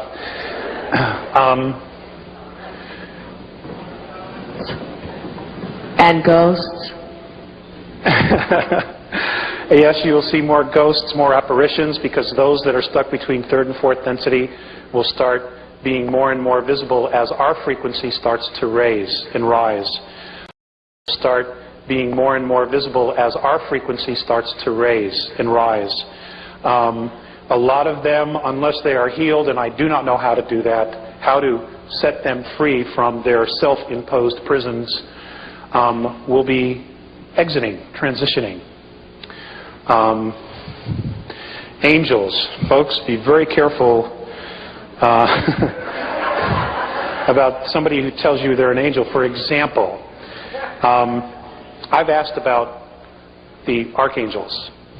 And the Andromedan perspective of that is that the archangel Michael was literally a fleet of craft that were called Mikael.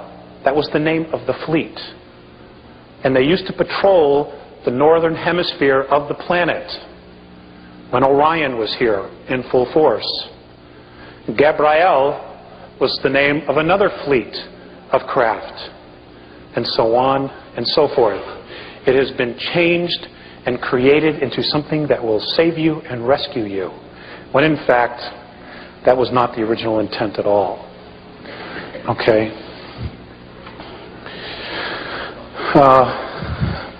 What's going to happen in the next 10 years? I will share this with you. There are definitely some things underneath the Sphinx, but the bulk of the real stuff that will tell us about our ancient history is still underneath the pyramid. And there was a vault built 3 levels deep, and the pyramid was built over it. Okay, that's where the real juice is. That's where the real knowledge is. The Sphinx will have some things, but it's a distraction. You know, these guys are real good at what they do, at diverting attention from reality, from truth. They're excellent at it. If they put that much energy into telling the truth, God, we'd all be out of here. You know?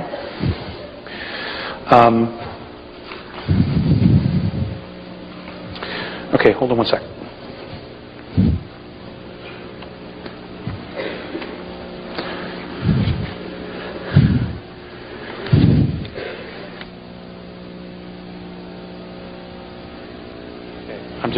I don't have it somewhere. Okay, things that are going to happen in the next 10 years. Number one, we're going to truly find out who we are genetically. Information will be coming from all corners of the earth from contactees. There will be more and more contacts, and they will tell us about the 22 different races and more of our history. There will also be massive earth changes. They will start with a magnetic pole shift, which could happen any time between now and the year 2001. Things have been sped up. We're already starting to see the magnetic poles shift as we see birds migrate in the wrong direction at the wrong times of year. The birds move along the Earth's magnetic grid lines.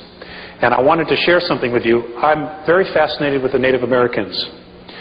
And I love to collect feathers when I find them on my journeys and my vision quests. And I was given this on 3/19 of 94, and I just want to share this with you. It's primarily about the Native Americans and the original intent behind them wearing the feather. In the ancient way, your native red American races understood the nature of the birds. The birds are very sensitive to magnetic fields and microwave energy, as you call it. They will migrate along the Earth energy grids, and their wings, which are made up primarily of feathers, were to be watched as they were very sensitive. To watch and follow the birds is to know which way the Earth's magnetic flows are moving. They would also, the Native American races, camp off these magnetic flows because the radiation would become harmful in time. The feathers are very sensitive to energy fields and magnetic fields. They are, in fact, an antenna. The feather would attract telepathic communication with all the tribe. As the chief would think or quietly discuss plans, the rest of the tribe would, in the ancient days, receive the message with few or no words. Isn't that cool? Asked my wife if I should wear a feather in my hair. She says, nah. Now, what's really interesting is that most of our cities are built on the magnetic grids. When, you know, there's a lot of folks sick in the inner city. There's a lot of turmoil in the inner cities. okay? Because we're not in balance. And of course we persecuted the Indians because their knowledge was different than ours. Okay, the quiet science of archaeology has and will discover more and more of our ancient history, including extraterrestrial civilizations. There is going to be the acknowledgement of a temple complex that belonged to Lemuria that is apparently still intact, lying approximately 150 miles southwest of Easter Island. I'm told it's huge. I've also been told the Russians already know it's there. They have photographed it and explored it in mini submarines.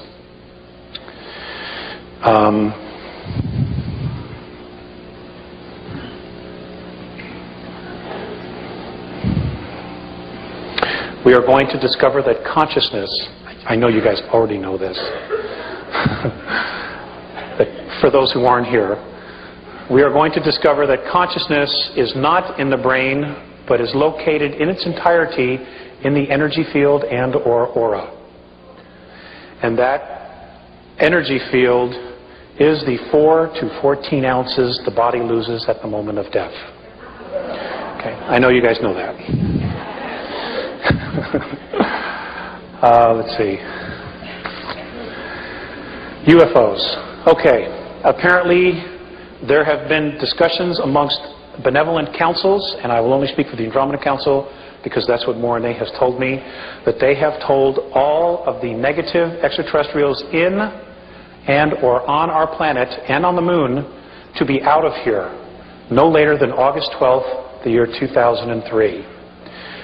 I've also been told that there's a very high probability that we could wake up some morning in that area of time and our moon will not be here.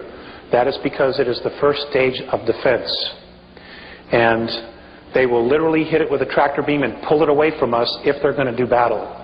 Because if they were to attack it to get in here for whatever reason and it were to explode, everything would be for naught.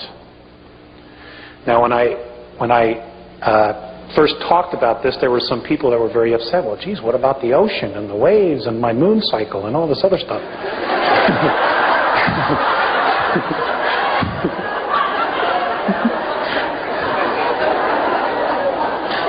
So I went back to Morane and I says, hey, I've got some gripes about the moon disappearing. And he says, well, we'll just get you another one.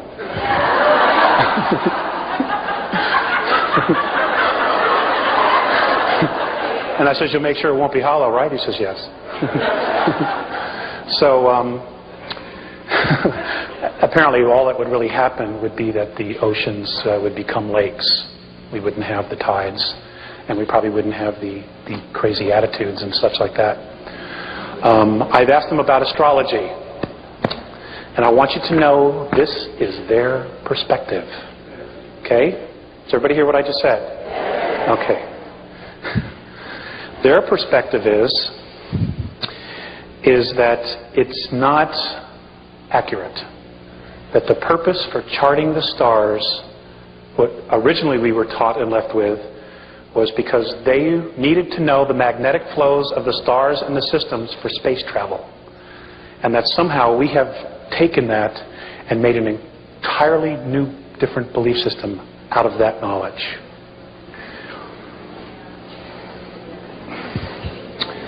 You knew that. Maybe I should sit out here.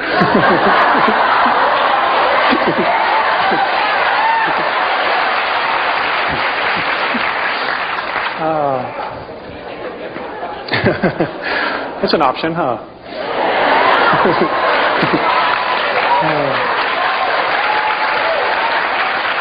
But you guys are so far from Colorado.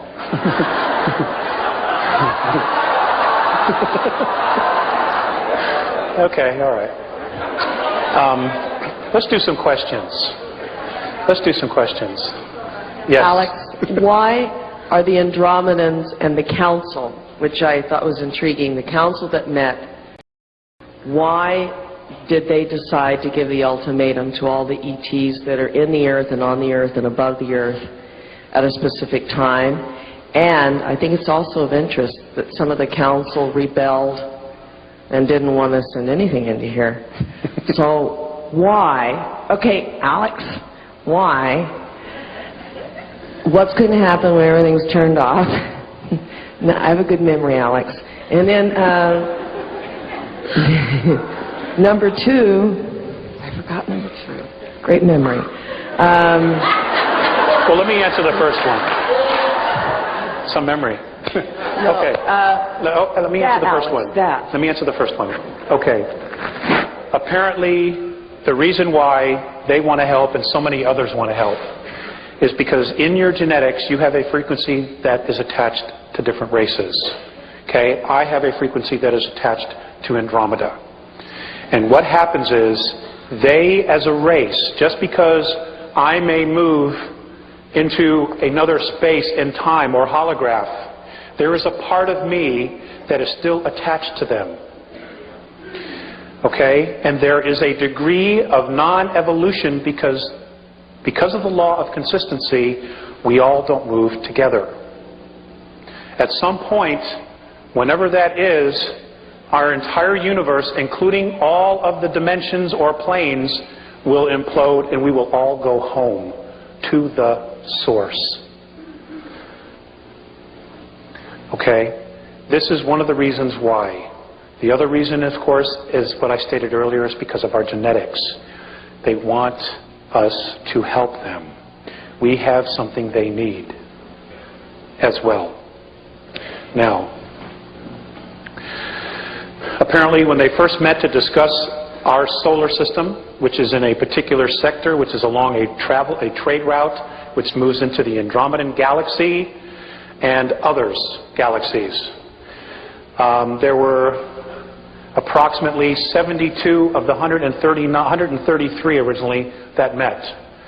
Of the 72, just more than half agreed to look into it and to help us.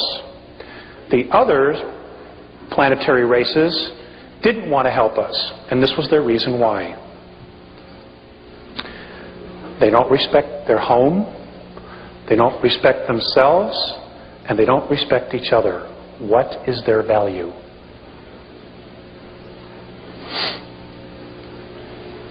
I cried that night when I heard this. Because, you know, I couldn't make an excuse. I mean, this is how a bunch of other races look at us. You know?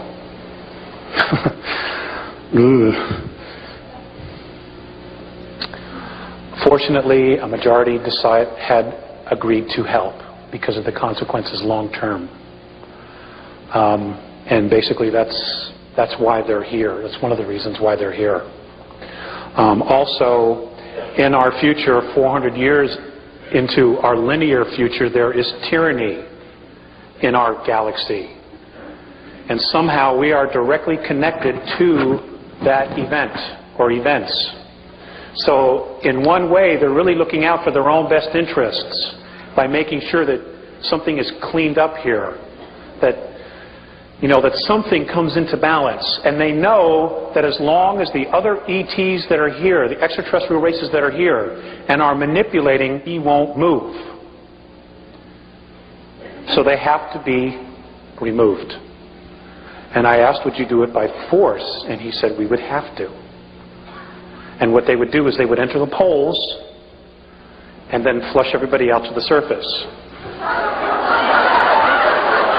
So folks, when you see a reptilian crossing the highway, don't run over them. Just get out of the way. Okay? I mean, it could get really, really weird here in the next 6-8 years. I mean, you know, you can only hide a truth for so long, and then it just screams out. And they're already trying to prepare you for this stuff. I have a lot of friends telling me about a TV show called Dark Skies.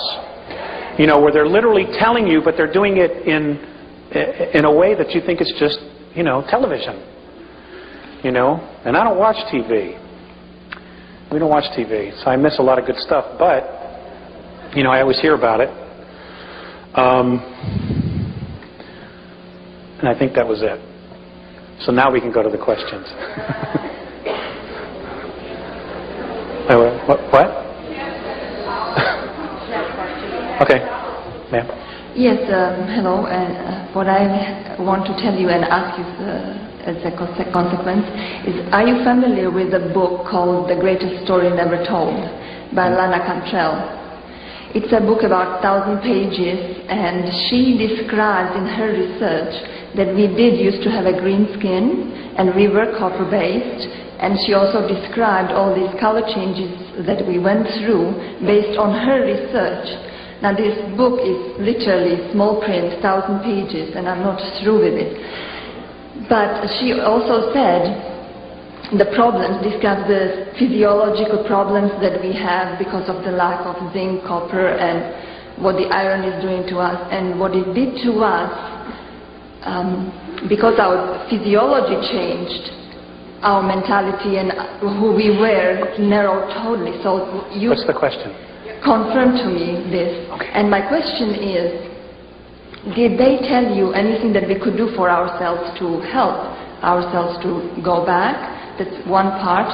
The other thing is the genetics, the DNA. We apparently used to have multi-strand DNA. Do you know anything about it?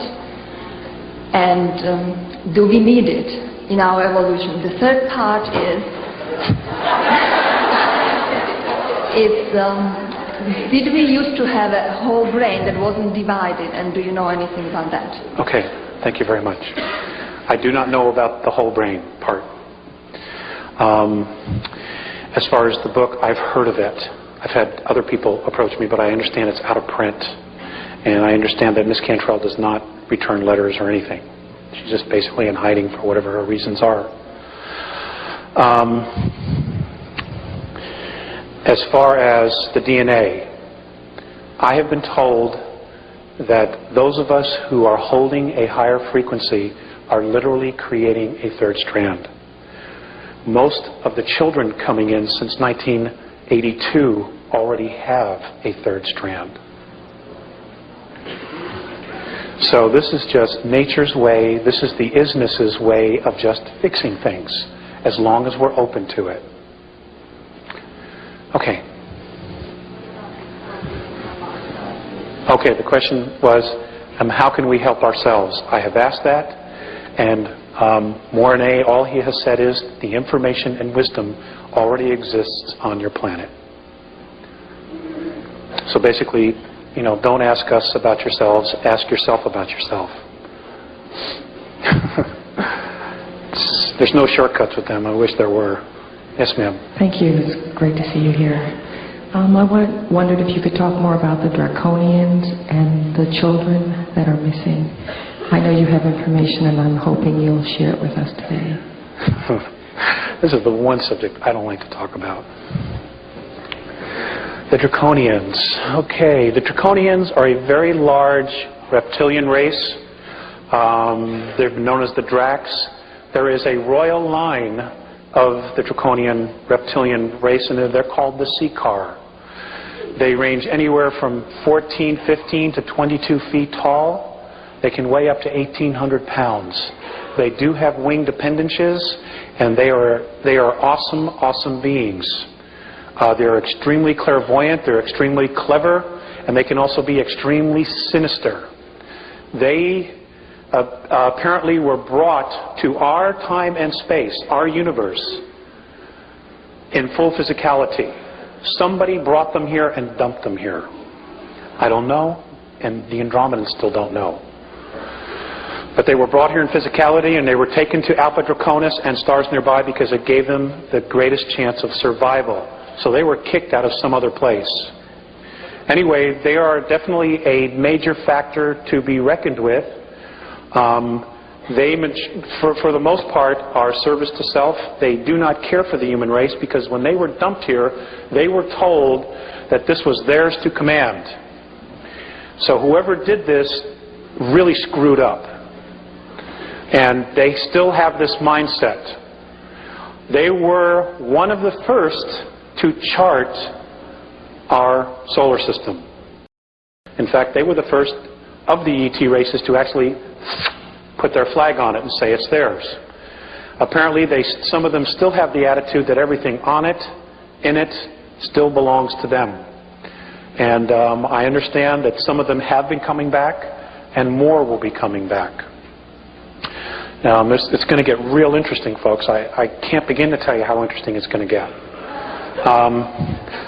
They apparently they have had space travel for 3 billion years. They are a remarkable race. They really are.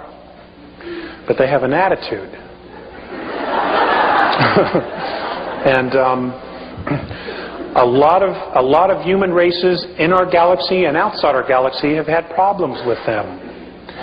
And I don't want to say that all of them are like that, but that's really all that I've heard from the Andromedans. They've had major problems, as all the other races have. They are definitely reptilian. They look like velociraptors, except they're like 22 feet. And they're smart, they're intelligent, they can build. They're just very, very different from us. They apparently attacked Lyra, or came across human colonies in Lyra. Now, the human race was not created in Lyra. Okay? It was brought there to survive. And again, from what the Andromedans have told me, for some reason, once they go back approximately 427 million years, they just don't know what else is there. For some reason, there's no history beyond that, even though the physicality is there. So I don't know if it's being blocked from a higher level or what. They don't even know. The Draconians were flying through there. They came across these human colonies who were agricultural in nature. Basically, because of their talents of horticulture and plant science, they were literally making the planets greater and better. Little gardens. When the Draconians flew by and they saw this incredible wealth of food, they basically wanted to control it. And apparently there was a misunderstanding between the lion races then, who were human, and the reptilian race, because the Lyrians wanted to know more about the Draconians and the reptilian race before they gave them what they wanted. And apparently the Draconians misunderstood it and literally went back and then attacked the planets and killed a lot of people, blew up 3 planets. And the Lyrians were literally forced to migrate and scatter into different parts of our galaxy. So it did in a way facilitate colonization. And I wrestle with whether the Draconians were planted here specifically to force us to evolve, or if there's some other agenda here. I simply don't know that. But that's basically what I know. I do know that not only them, but other reptilian races that are descended from them. Also, the Draconians, the reptilian races, are master geneticists. And I'm told that most of the dinosaurs and many other life forms that were on Earth were brought here then. Also on Mars. Apparently Mars was very much like the Earth at one time. And they came to Mars first. That's literally where our human form was created, by the way. Was on Mars. That's where the primate and the human genes were brought together. Was on Mars. And then we were brought here to work as slaves in the mines. Okay? So we're still working for a paycheck. And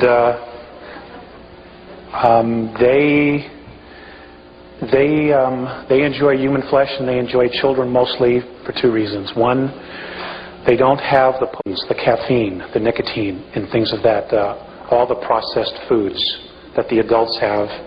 And 2, when they're put into a state of fear, their energy field and their adrenaline just explodes, and they get a rush from it.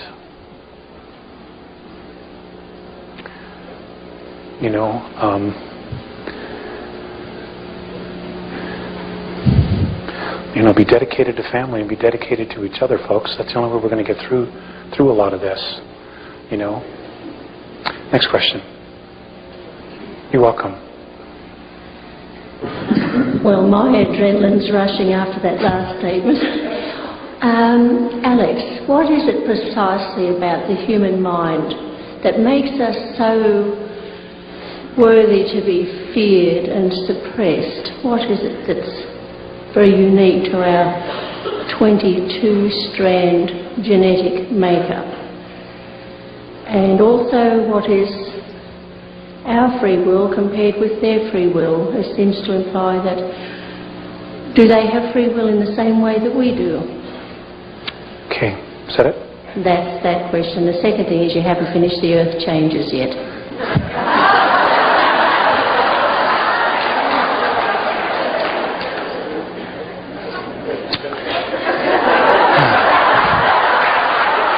Thank you for busting me. I appreciate it. Okay. As far as our mind, I don't really know that it's so much the mind as it is our extremes of emotions, our essence. They've always stressed not so much what's in the mind, even though that's important to be able to control the creative force of emotions. It's more so the emotions. Because we are able to contain all of that inside physical form, that's what they're most attracted to. Because they want that, because the races have lost, I've said this before, some of their passion, and they are becoming more and more dependent on technology. And here we are steeping ourselves deeper and deeper into physicality, when in fact we have the ability to just leave all this behind. So we are not correctly using our power as a race. In fact, we're wasting it. And they're more attracted to that. And I'll do the earth changes after we've gone through a lot more questions. Okay? Next. Thank you for your patience. We're not supposed to put many questions. I have more, but just one. I think just the most important for me. It's about implants, and if you know specifically about the neutral implant by Cryon. About what? Cryon, the neutral implant. Do you know something? I know absolutely nothing about that. Okay. I'm sorry, but I do know a little bit about implants, and getting back, this will work together. As far as our free will compared to other races' free will, they're really one and the same. It's just that we don't realize the power of our free will. We don't totally realize the sovereignty that our free will gives us. And that is why they are manipulating us through belief systems to try to get us to relinquish our free will by using our free will to say, okay, yes, you can come down and control us. Because then it's a choice. Okay? As far as the implants, what I do know is that there are a lot of races that have been abducting people and putting implants in them, and it is a sign or a seal of ownership. Okay? They feel that they own you. Now, the Greys have done this a lot because the United States government gave them permission to do it. You know, we were sold out, basically. That's what I know. I do know that many of the implants can be neutralized using a very strong ultraviolet light.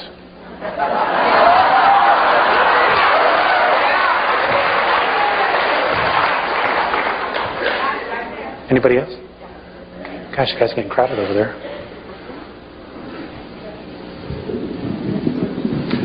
I'm sure I speak for all of us. She mentioned earlier that this was a treat for you. It's very much a treat for us as well.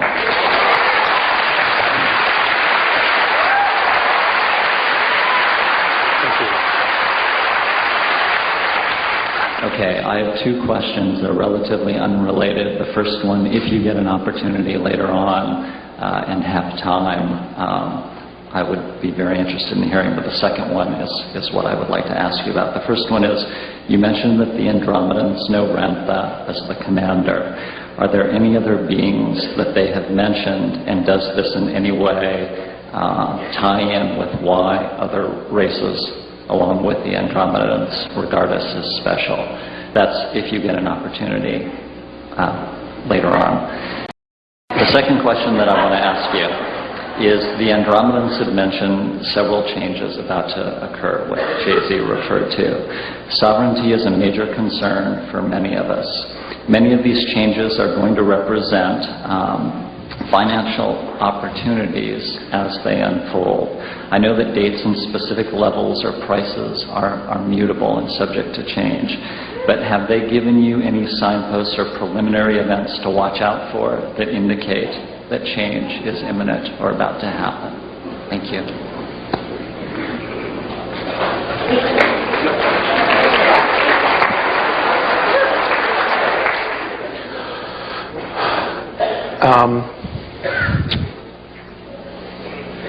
The earthquakes are changes, are signs. The volcanoes are signs. When you start to see large groups of people resigning from world government, that will be your biggest sign that shit's about to hit the fan. Okay? Many of our world leaders have been promised underground facilities, and some even on the moon. And folks, there are bases on the moon that were built by the United States, Russians, and the British, using British money. And I would suggest to you very, very strongly, you keep an eye on Charles, Prince Charles. Okay? Just watch. No, just watch. Then don't. Next question, please.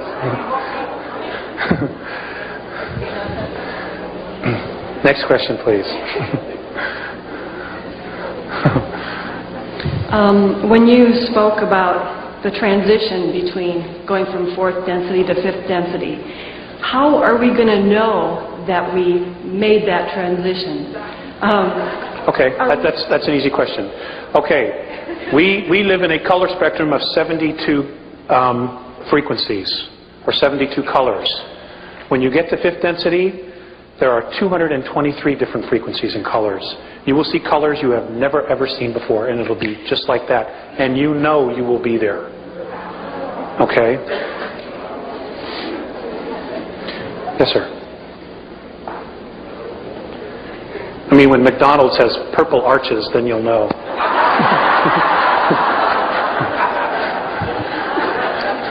Do the Andromedans have a military? And do they have a financial system, anything like ours? Okay, great question. No, they have no financial system.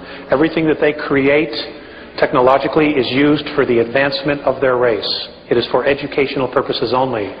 But it can be used in defense. No, they do not have an army or a military per se. They are scientists. What they do is they send their children to school from anywhere from 150 to 200 years. This is our time. Well, you know, they live 1,000 years, 1,500, 2,000 years. And what they do is they teach their students all of the arts and sciences. They are literally PhDs or masters in everything. Then at that point, they have the choice as to what it is they want to do. And they can change their minds in a heartbeat and do something else. So they are given all the tools. Everything is for education. Nothing is for distraction. Okay, they would never conceive of creating television as a distraction. Never. Okay, everything is to help them evolve. And their science and their technology can be used in defensive purposes. Mostly the holographic stuff. Yes, sir. I'm wondering if you could elaborate on the Dracos and Hale-Bopp a little bit. What I have shared is really all that I know. I just know that life is going to be very different. It is, they say it's a comet. It's not a comet. I can tell you this, that it has split into two pieces, and both pieces are rotating, okay, around an invisible axis. They're rotating like this as it's moving. And something that a friend told me that she heard on Art Bell, and I have not confirmed this, okay, so this is still rumor, but apparently an astronomer was on Art Bell and he called and said that they have seen a large craft that is now flying alongside Hale-Bopp that's larger than the Earth. Okay, so if it doesn't change course, It's going to be great. It's going to be great. All the denial's going to be gone. You know. Yes. I understand the Andromedans have a version of the story of Enki and Enlil, and I'm wondering if you could tell us anything about that. Oh, that's a long question. Long answer.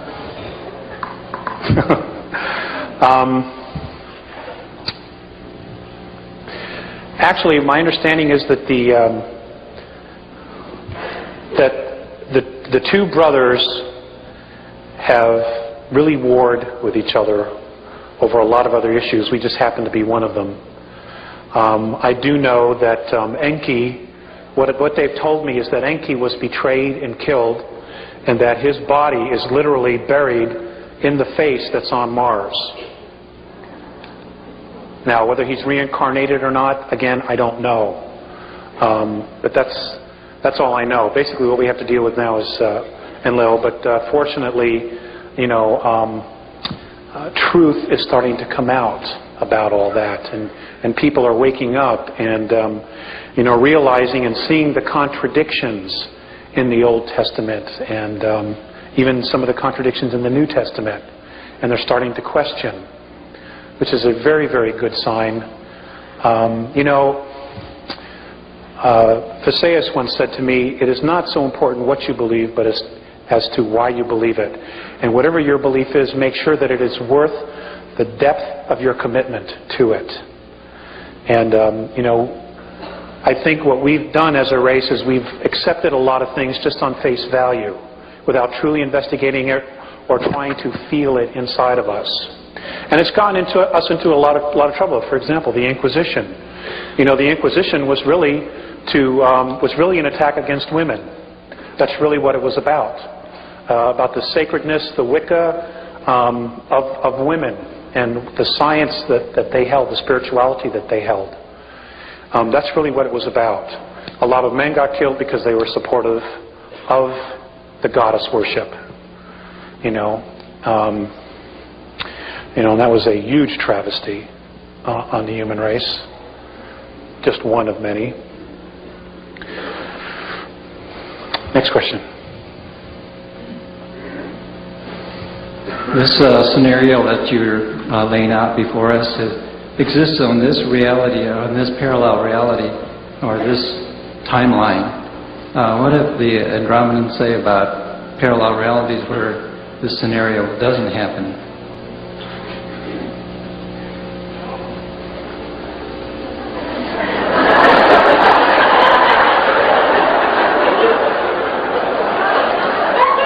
He's not going to like my answer.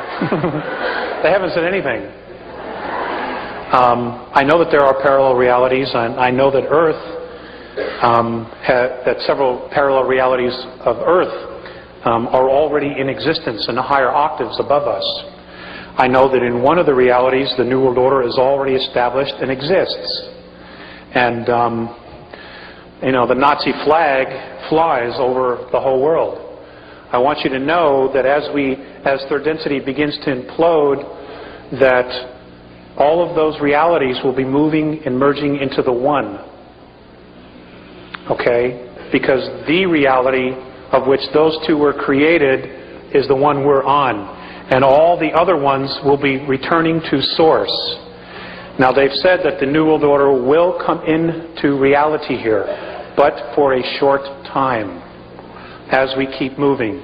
As long as we stick together, as long as we help one another, as long as we have mutual respect for each other, we will not slow down our process as we move up, you know, into the higher dimension, or just to a higher consciousness of world unity of our free will, not being forced at the point of a gun to do it, or not having to relinquish your rights.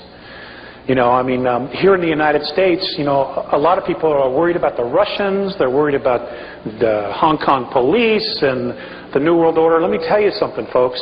You're losing your country in the courtroom every day. It's in the courtroom. Corrupt judges and institutionalized corruption. And I'll tell you what, if you allow, this is my own little political statement, if you allow the Congress and the President to take away the Second Amendment, you will lose all your other rights. I don't believe in toting a gun, carrying a gun, and killing anybody. All right?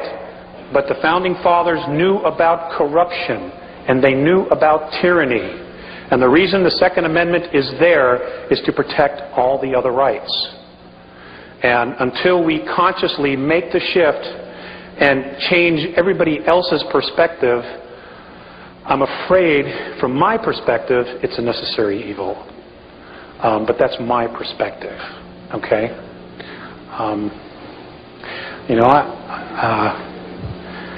I mean, America, you have done so much in such a short amount of time. But you have to understand that when you're a draconian or Orion belief system, there is no such thing as free will, as self-rule in their control. Now, the reason we've been able to get away with it for so long is because, when you look at where we are to the center of the galaxy, we're in the boonies. We're way out here.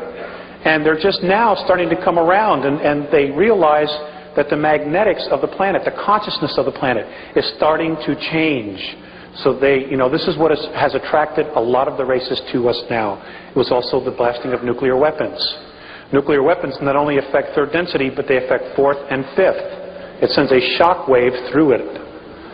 Okay? And we were totally irresponsible. We didn't know. We didn't know what we were doing. And that's why a lot of the races started to show up. I mean, they'd been here sooner, but that's when they really started to come in mass. Like, what the hell's going on down there? Next question. Again, I've only got pieces of the puzzle. I've had a contact a number of years ago, and I know a lot of other people here have, and it was both very powerful and loving, and yet there was also some fear with that. Many of us are now thinking about how can we make contact that feels safe, evolving, loving. Mm-hmm. Can you speak to that? I'm asked this a lot, and all I can suggest to you is this. You can literally be and create anything you want. If you want contact, then what I would suggest you do, and this is really the only suggestion I have, is you create the space for it. Now, if you're very comfortable going into the woods, going on a walk and sitting on a rock someplace where you're totally isolated, and you're there and you call them down, and that works for you, that's fine. Okay, if you want them to come visit you at your home and you set up a specific time and you make tea and you wait for them to come, that's another thing you can do. It's entirely up to you. Okay, but create the space. Show the intent to do it and be in integrity with it. In other words, for that hour or 2 hours that you decide to create the space, do it all the time. Make it always 2 hours. Make it always 2.5 hours. Do it once every 2 weeks. Whatever you want. Whatever ritual you want to make it in order to create the space, then that's what you do. Okay? That's the only suggestion I have for you, wherever you went. Okay, next, please.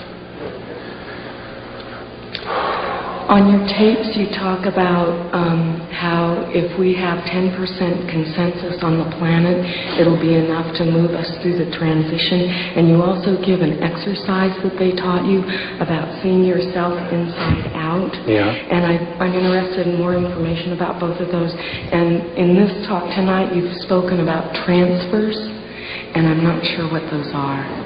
Thank you for being here. Thank you. Transfers? When you first started speaking,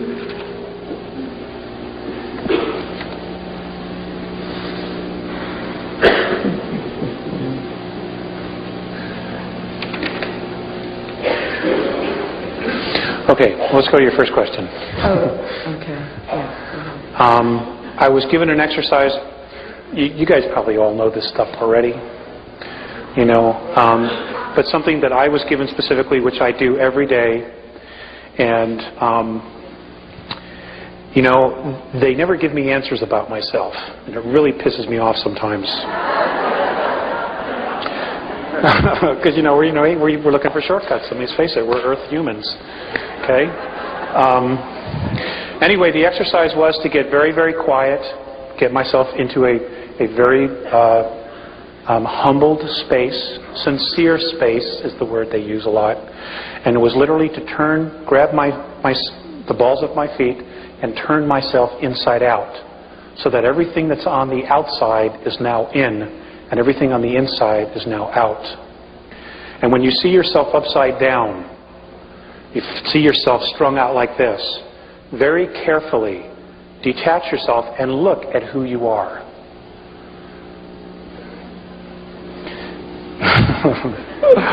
Don't get scared. Just work with it.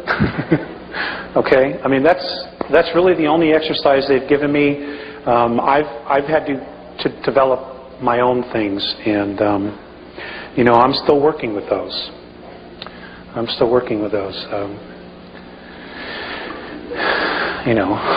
Next question. I'm fascinated. First of all, thank you very much. You're welcome. Thank you. Living your life where you're living it.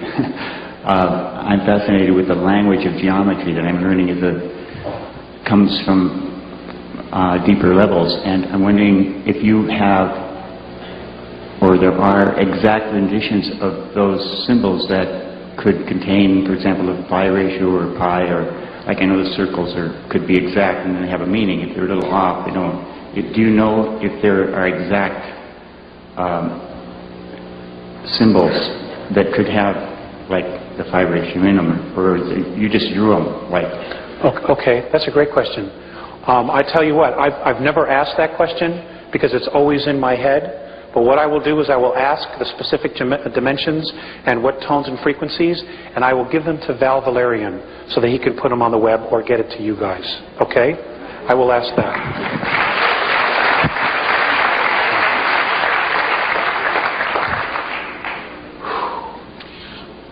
You've referred to the Andromeda educational system and their feeling about raising the children and putting the energy toward education.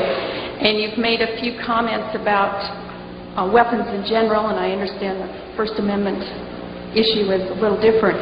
We're heading into dangerous times, and there's a lot of controversy among different people in the school here about weapons and what should be done. The Andromeda feeling about mutual respect for everyone. Seems like a lot of the women that I know don't want to have anything to do with them no matter what, and a lot of the men I know are totally obsessed with them. What's the Andromeda's feeling of our weapons and the part that they would play in the changes that are going to be happening? Okay, it's a very good question. Not an easy one. They have said that and I said this earlier, that we destroy ourselves in ignorance. And I understand that weapons are not a good idea. I believe that. I really do. However, let's look at the reality that we're in. Okay? There have been many really holy spiritual men that have been murdered. Okay? They literally went to death holding unconditional love. And that's great. Okay? However, and this is my perspective,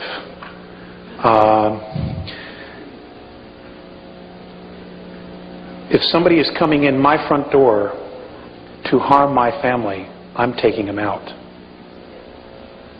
And I'll make no bones about it. But they would have to be coming after my family. The Andromedans,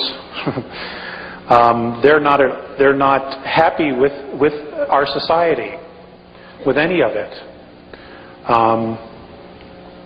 But they realize we cannot defend ourselves. That's why and other groups are contemplating intervention, because we can't defend ourselves. And we do have a serious threat. And you can hold the space of love. I truly believe you can hold the space of love, but at the same time you can hold the space of sovereignty and defiance of tyranny. What good is total unconditional love when it's being total oppressed? If we take that attitude, then don't we then create a situation where we have to come back and do it from the other side? Don't we just get right back involved in the whole cause and effect? Well, it could be very possible. It could very well be possible. I really don't have an answer for that. You know, like I said, I've got my stuff and I'm working it out.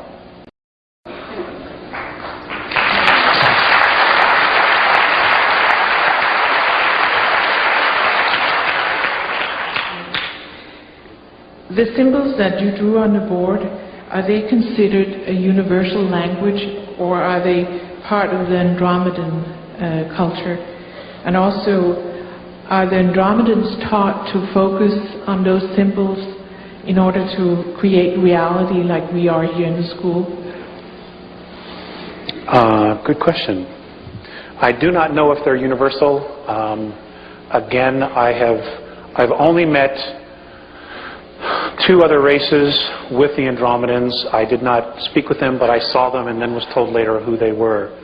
And one was a group from Cygnus Alpha, a human race from Cygnus Alpha, and a very different looking being from Cassiopeia. I did not know the communications that were going on, but as far as the symbols, it's their language, and it's just one of a gazillion that they use. But I don't know that it's universal. I just don't know if, you know, all the other races know it. I mean, it could very well be that, you know, when the council gets together, they have interpreters who interpret the holographs, just like our UN does. I don't really know. So I'm sorry my information on that is so limited. Yes? Please tell us a story about a time that you have observed on how the Andromedans treat their children. Okay. Can I ask you a question? Who are those faces? Me. Okay.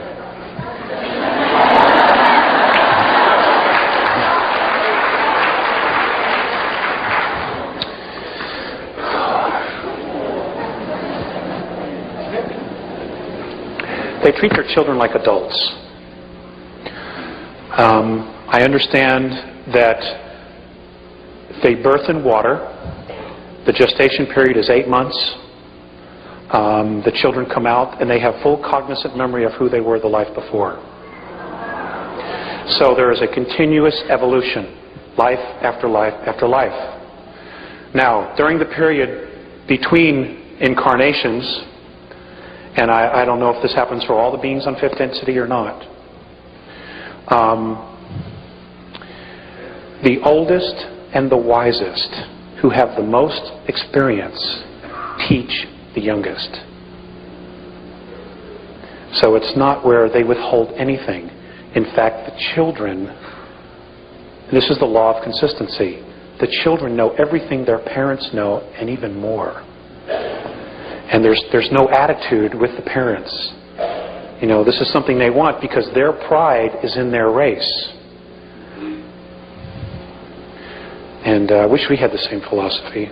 God, we dumb them down with cartoons and stuff like that.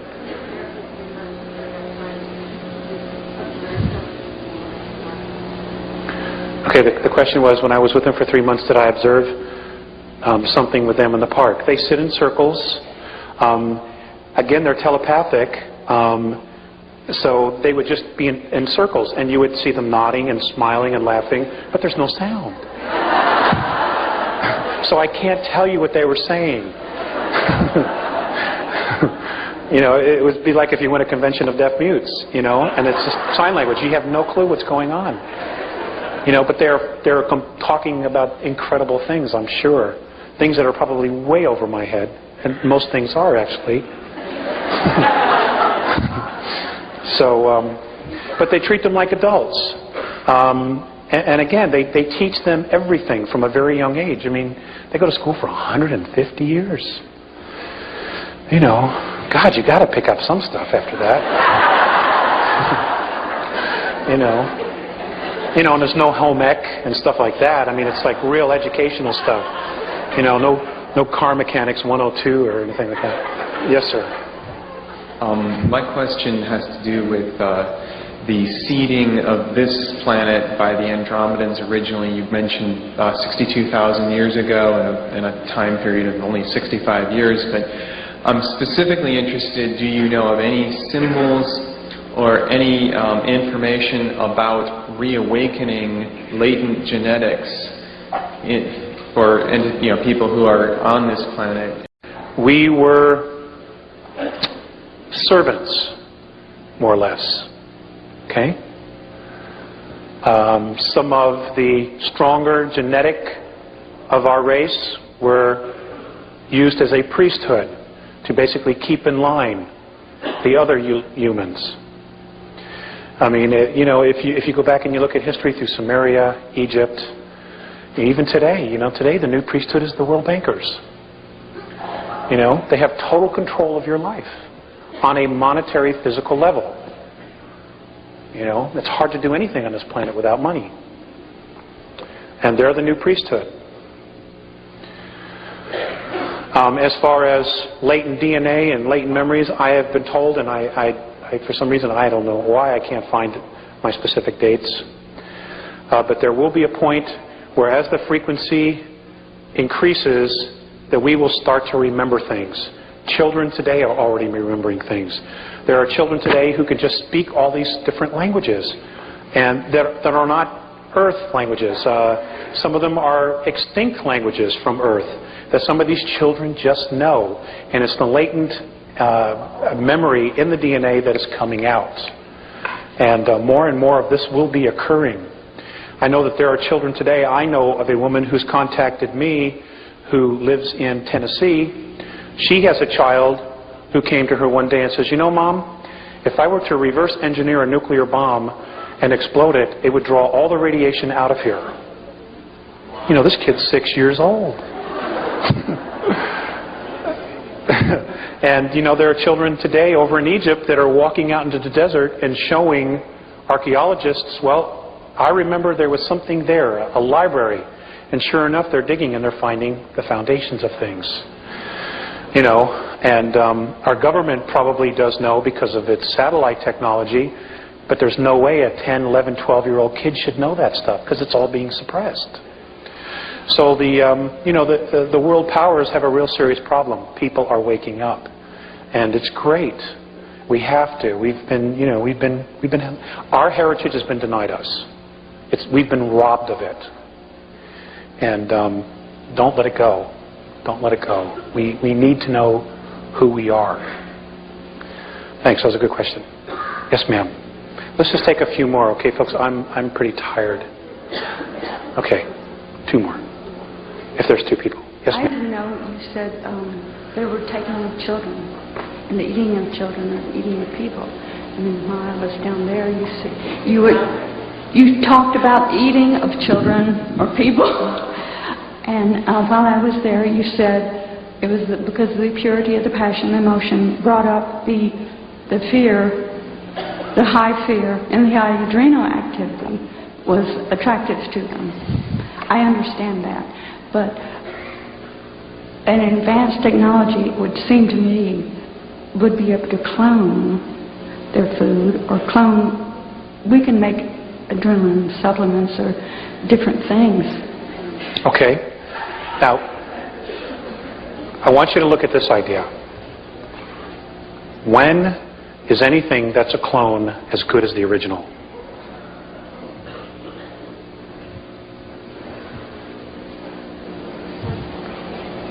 Okay. What you fail to realize is, yeah, they can create clones, and they have human clones, but you cannot put soul in it. Okay? You may grow an organic processor in the brain to get them to act and do everything, but there's no soul attached to it. And as long as there's no soul, you don't have true emotion. True emotion? Well, your adrenaline rush. Okay, if I were to go over and do something to you and scare the hell out of you, okay, you would have a very serious emotional rush. Okay? They're addicted to the peaking of that emotional rush. It's like a narcotic to them because they don't have it. That's why they're so interested in us. They're numb. They're numb. Their physicalities are numb. They're all in their head. They're in self-imposed loneliness. Okay? Yes? I'm sorry? Yes, ma'am, they do. The question was, do they terrify the children? And I said yes. Yes, ma'am.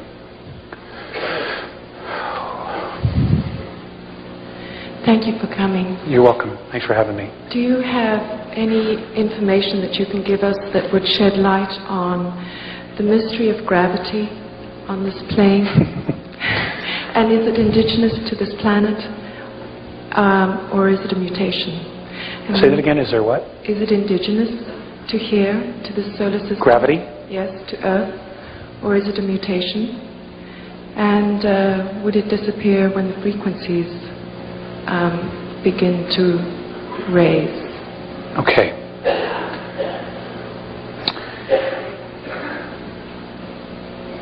The Andromedan perspective regarding gravity is that it is created by radiation from the sun and our planet. We're told that it's the rotation of the planet on its axis. Their perspective is that it has to do with radiation from the sun. And they say that any physical body that is 29 miles or larger has a gravitational field. They have gravity on the Andromedan craft, and I would assume that's for a reason, so that they could get more done, so they're not just floating all over the place. I don't believe it's a mutation. There's gravity on all the fields because there's a physicality. So there has to be some form. Whether or not it's going to totally disappear, I think as we move through 3, 4, and into 5th, I think we will deal with a totally different type of gravity as we know it. It'll probably be lighter, but then again, we will have different physical form as well. But again, they say that it comes from the sun. It's the radiation from the sun that creates gravity on our world. You're welcome. Yes, ma'am. Okay. I have 2 questions. One quickly. They display mutual respect and love, but I'd like to know how they do that. And the second question, in our society, all of our myths and legends seem to be blueprints for our lives. And I'd like to know what kinds of myths and legends, if they have them, that they have. I know you probably don't have time to tell us one tonight. If you would, I'd love it. But, you know, if you could get that information for Val, I'd love to have that. Okay. They don't call them myths. They call it history. Okay? And I will give those to Val. All right? And you're right, there's a lot, but it's history. We have taken truth and shrouded it as myth because we're hiding an agenda. How do they show mutual respect? They just honor every aspect of their life and everybody else's life. Because they're so evolved, there's no such thing as crime there. There's no laser shootings on a mothership. There's no, they need for nothing. They absolutely need for nothing. Anything that they need is given to them for evolvement.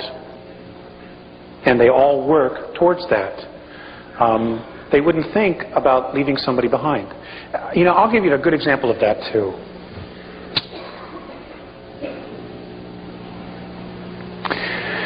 There was a ship, an extraterrestrial craft that was apparently shut down in 1985. I believe it was 1985. And it was a human being from Tal Ceti who literally got too close, and he was shot down. I understand that our military was able to take him, took him underground somewhere in Arizona, put him on a car, a train, took him underground to North Dakota, where they started doing some really horrific things. Mornay told me that a Tal Ceti fleet wanted to come in and invade our planet, particularly North Dakota, to get this guy back. Okay?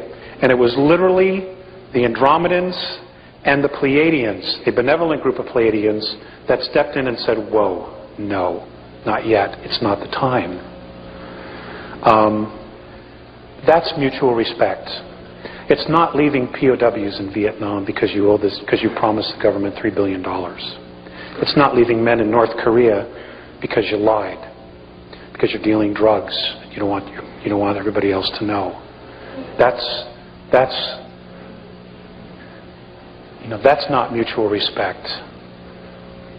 They would never ever think to do something like that.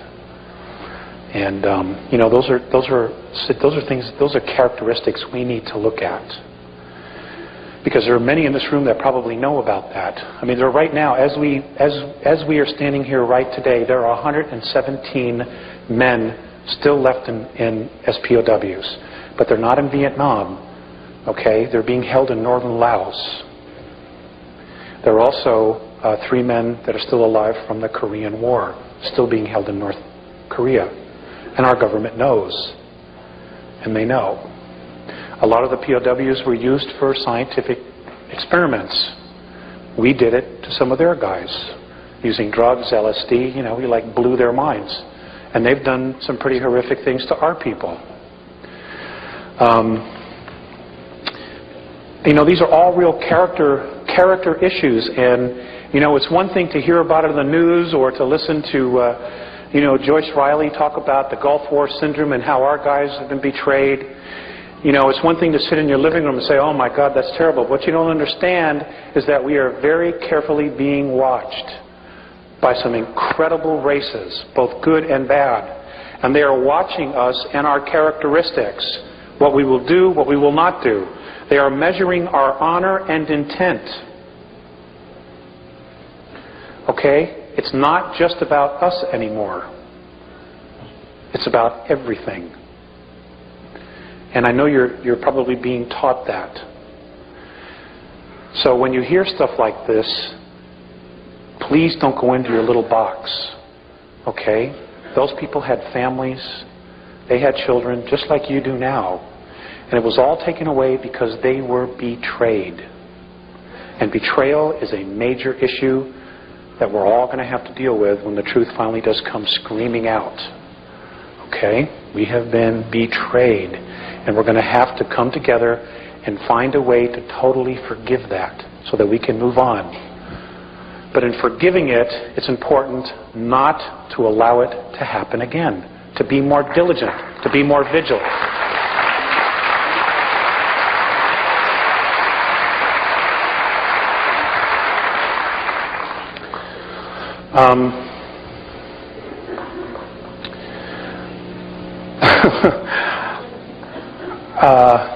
I'm so tired. I don't even have my notes. Okay, it's on the internet. All right, the Earth Changes is on the internet. Most of you already know. Okay, you're looking for dates, specific dates, what time, so on and so forth. That's not important. It is definitely coming, but it's all a probability as to when. All right? But there are more people negatively polarized on the planet that it's almost a sure thing that it's going to happen at this point. The internet is a leading edge research group. I'm sorry? Yeah, he's free to do whatever he wants. None of this has a copyright. None of the tapes, the newsletters, nothing. You know, it's not mine. I don't own it. I'm just here to deliver it. So you can do whatever you want with it. Just don't change the intent. Okay? Just don't change the intent. Alex, we have some of your newsletters that you sent, and I'm going to have them in the bookstore for people. There's not enough for everybody, but there's quite a few for those of you who are interested. We'll also post the address for that newsletter for everybody, so if they want to get those kinds of specific dates, they'll be available to them. Yeah, that's a good idea. It is behind the one we see. Here, I'll show you what I mean. Okay, this is the sun. This is Earth and her moon. The second one is smaller. It is behind it. If you're standing on Mars, you see it. Okay? You see it. As it turns, now the reason it was done, the reason our planet was moved is because the surface could not handle the radiation of 2 suns after the last war that was here. So they had to do something about moving it. Now, when I asked, well, who moved this? The response I got from RNA, and this is the only answer I got, was that this is something the Pleiadians had to answer. So I don't know if there's an agreement for them to bring this information out, or if they were responsible for it. I don't know. Okay? But apparently there is some evidence coming to light that they clearly suspect that there are 2. Okay. Let's see. Hold on. I want to end this with I want to read something, and I want to thank the gentleman in the back for bringing this up. Let's see. Hold on. I want to end this with. I want to read something, and I want to thank the gentleman in the back for bringing this up. I have a very deep respect for the Native Americans, and I just think that they're great. They have really tried to hold on to their integrity through it all. They themselves, which I witnessed at the Star Visions Conference, still have major prejudices with the white race. And whether they're justified or not, what happens to us happens to them. So we all need to drop it, and we need to come to the table. We need to bring all the wisdom to the table so that we can figure out together how we're going to deal with the situations that are coming. There are still some Native Americans that choose to withhold information regarding the star nations, the star races. That's okay, that's fine. What I can tell you is that there will be others coming up behind them and making sure that humanity gets the information. Because we have to know the truth. It's the only way we can make the right decisions. You cannot make the correct decision with only half the truth. It's still the wrong decision. Or it could still backfire because we don't know all the pieces of the puzzle. You know? And from what little I do know, it appears that all of you are truly blessed to be able to come to a school like this and get the information that you need so that you can go out and teach others. And folks, I want to stress this again. It is imperative that you take the knowledge that you have, that you've been given, and you teach others. We are running out of time, all right? We can really turn this around, but we have to do it right away, and you have to be committed to it. I mean, I can't stress this enough. I mean, time is so short as we know it. And, I don't think it's fair that 2/3 of the planet are not going to make it because they have not been told the truth. It just isn't fair. But, I didn't make up this game, or maybe I did, part of it. But if I did, then I'm an idiot, because it isn't working. Okay, it isn't fair. There are a lot of good people on the planet who are real simple people. And, they're just not being told the truth. Now, they may not want to believe it, but that's okay. At least you put it out there, and they made a choice. But unless it's put out there, they won't know that there's a choice. Okay, and that's all you can do. You're not really responsible for anybody else but yourself. Okay, I'm going to read this. O Great Spirit, whose breath gives life to all the world, hear me. I am small and weak. I need your strength and your wisdom. Let me walk in beauty and make my eyes ever behold the red and purple sunset. Make my hands respect the things that you have made and taught my people. Make me wise so that I might understand the things you have taught my people. Let me learn the lessons you have hidden in every leaf and every rock. I see strength not to be greater than my brother, but to fight my greatest enemy, myself. So when life fades as the fading sunset, and my spirit may come, and as life fades as the fading sunset, please let my spirit come to you without shame. Washte. Ladies and gentlemen, thank you very much.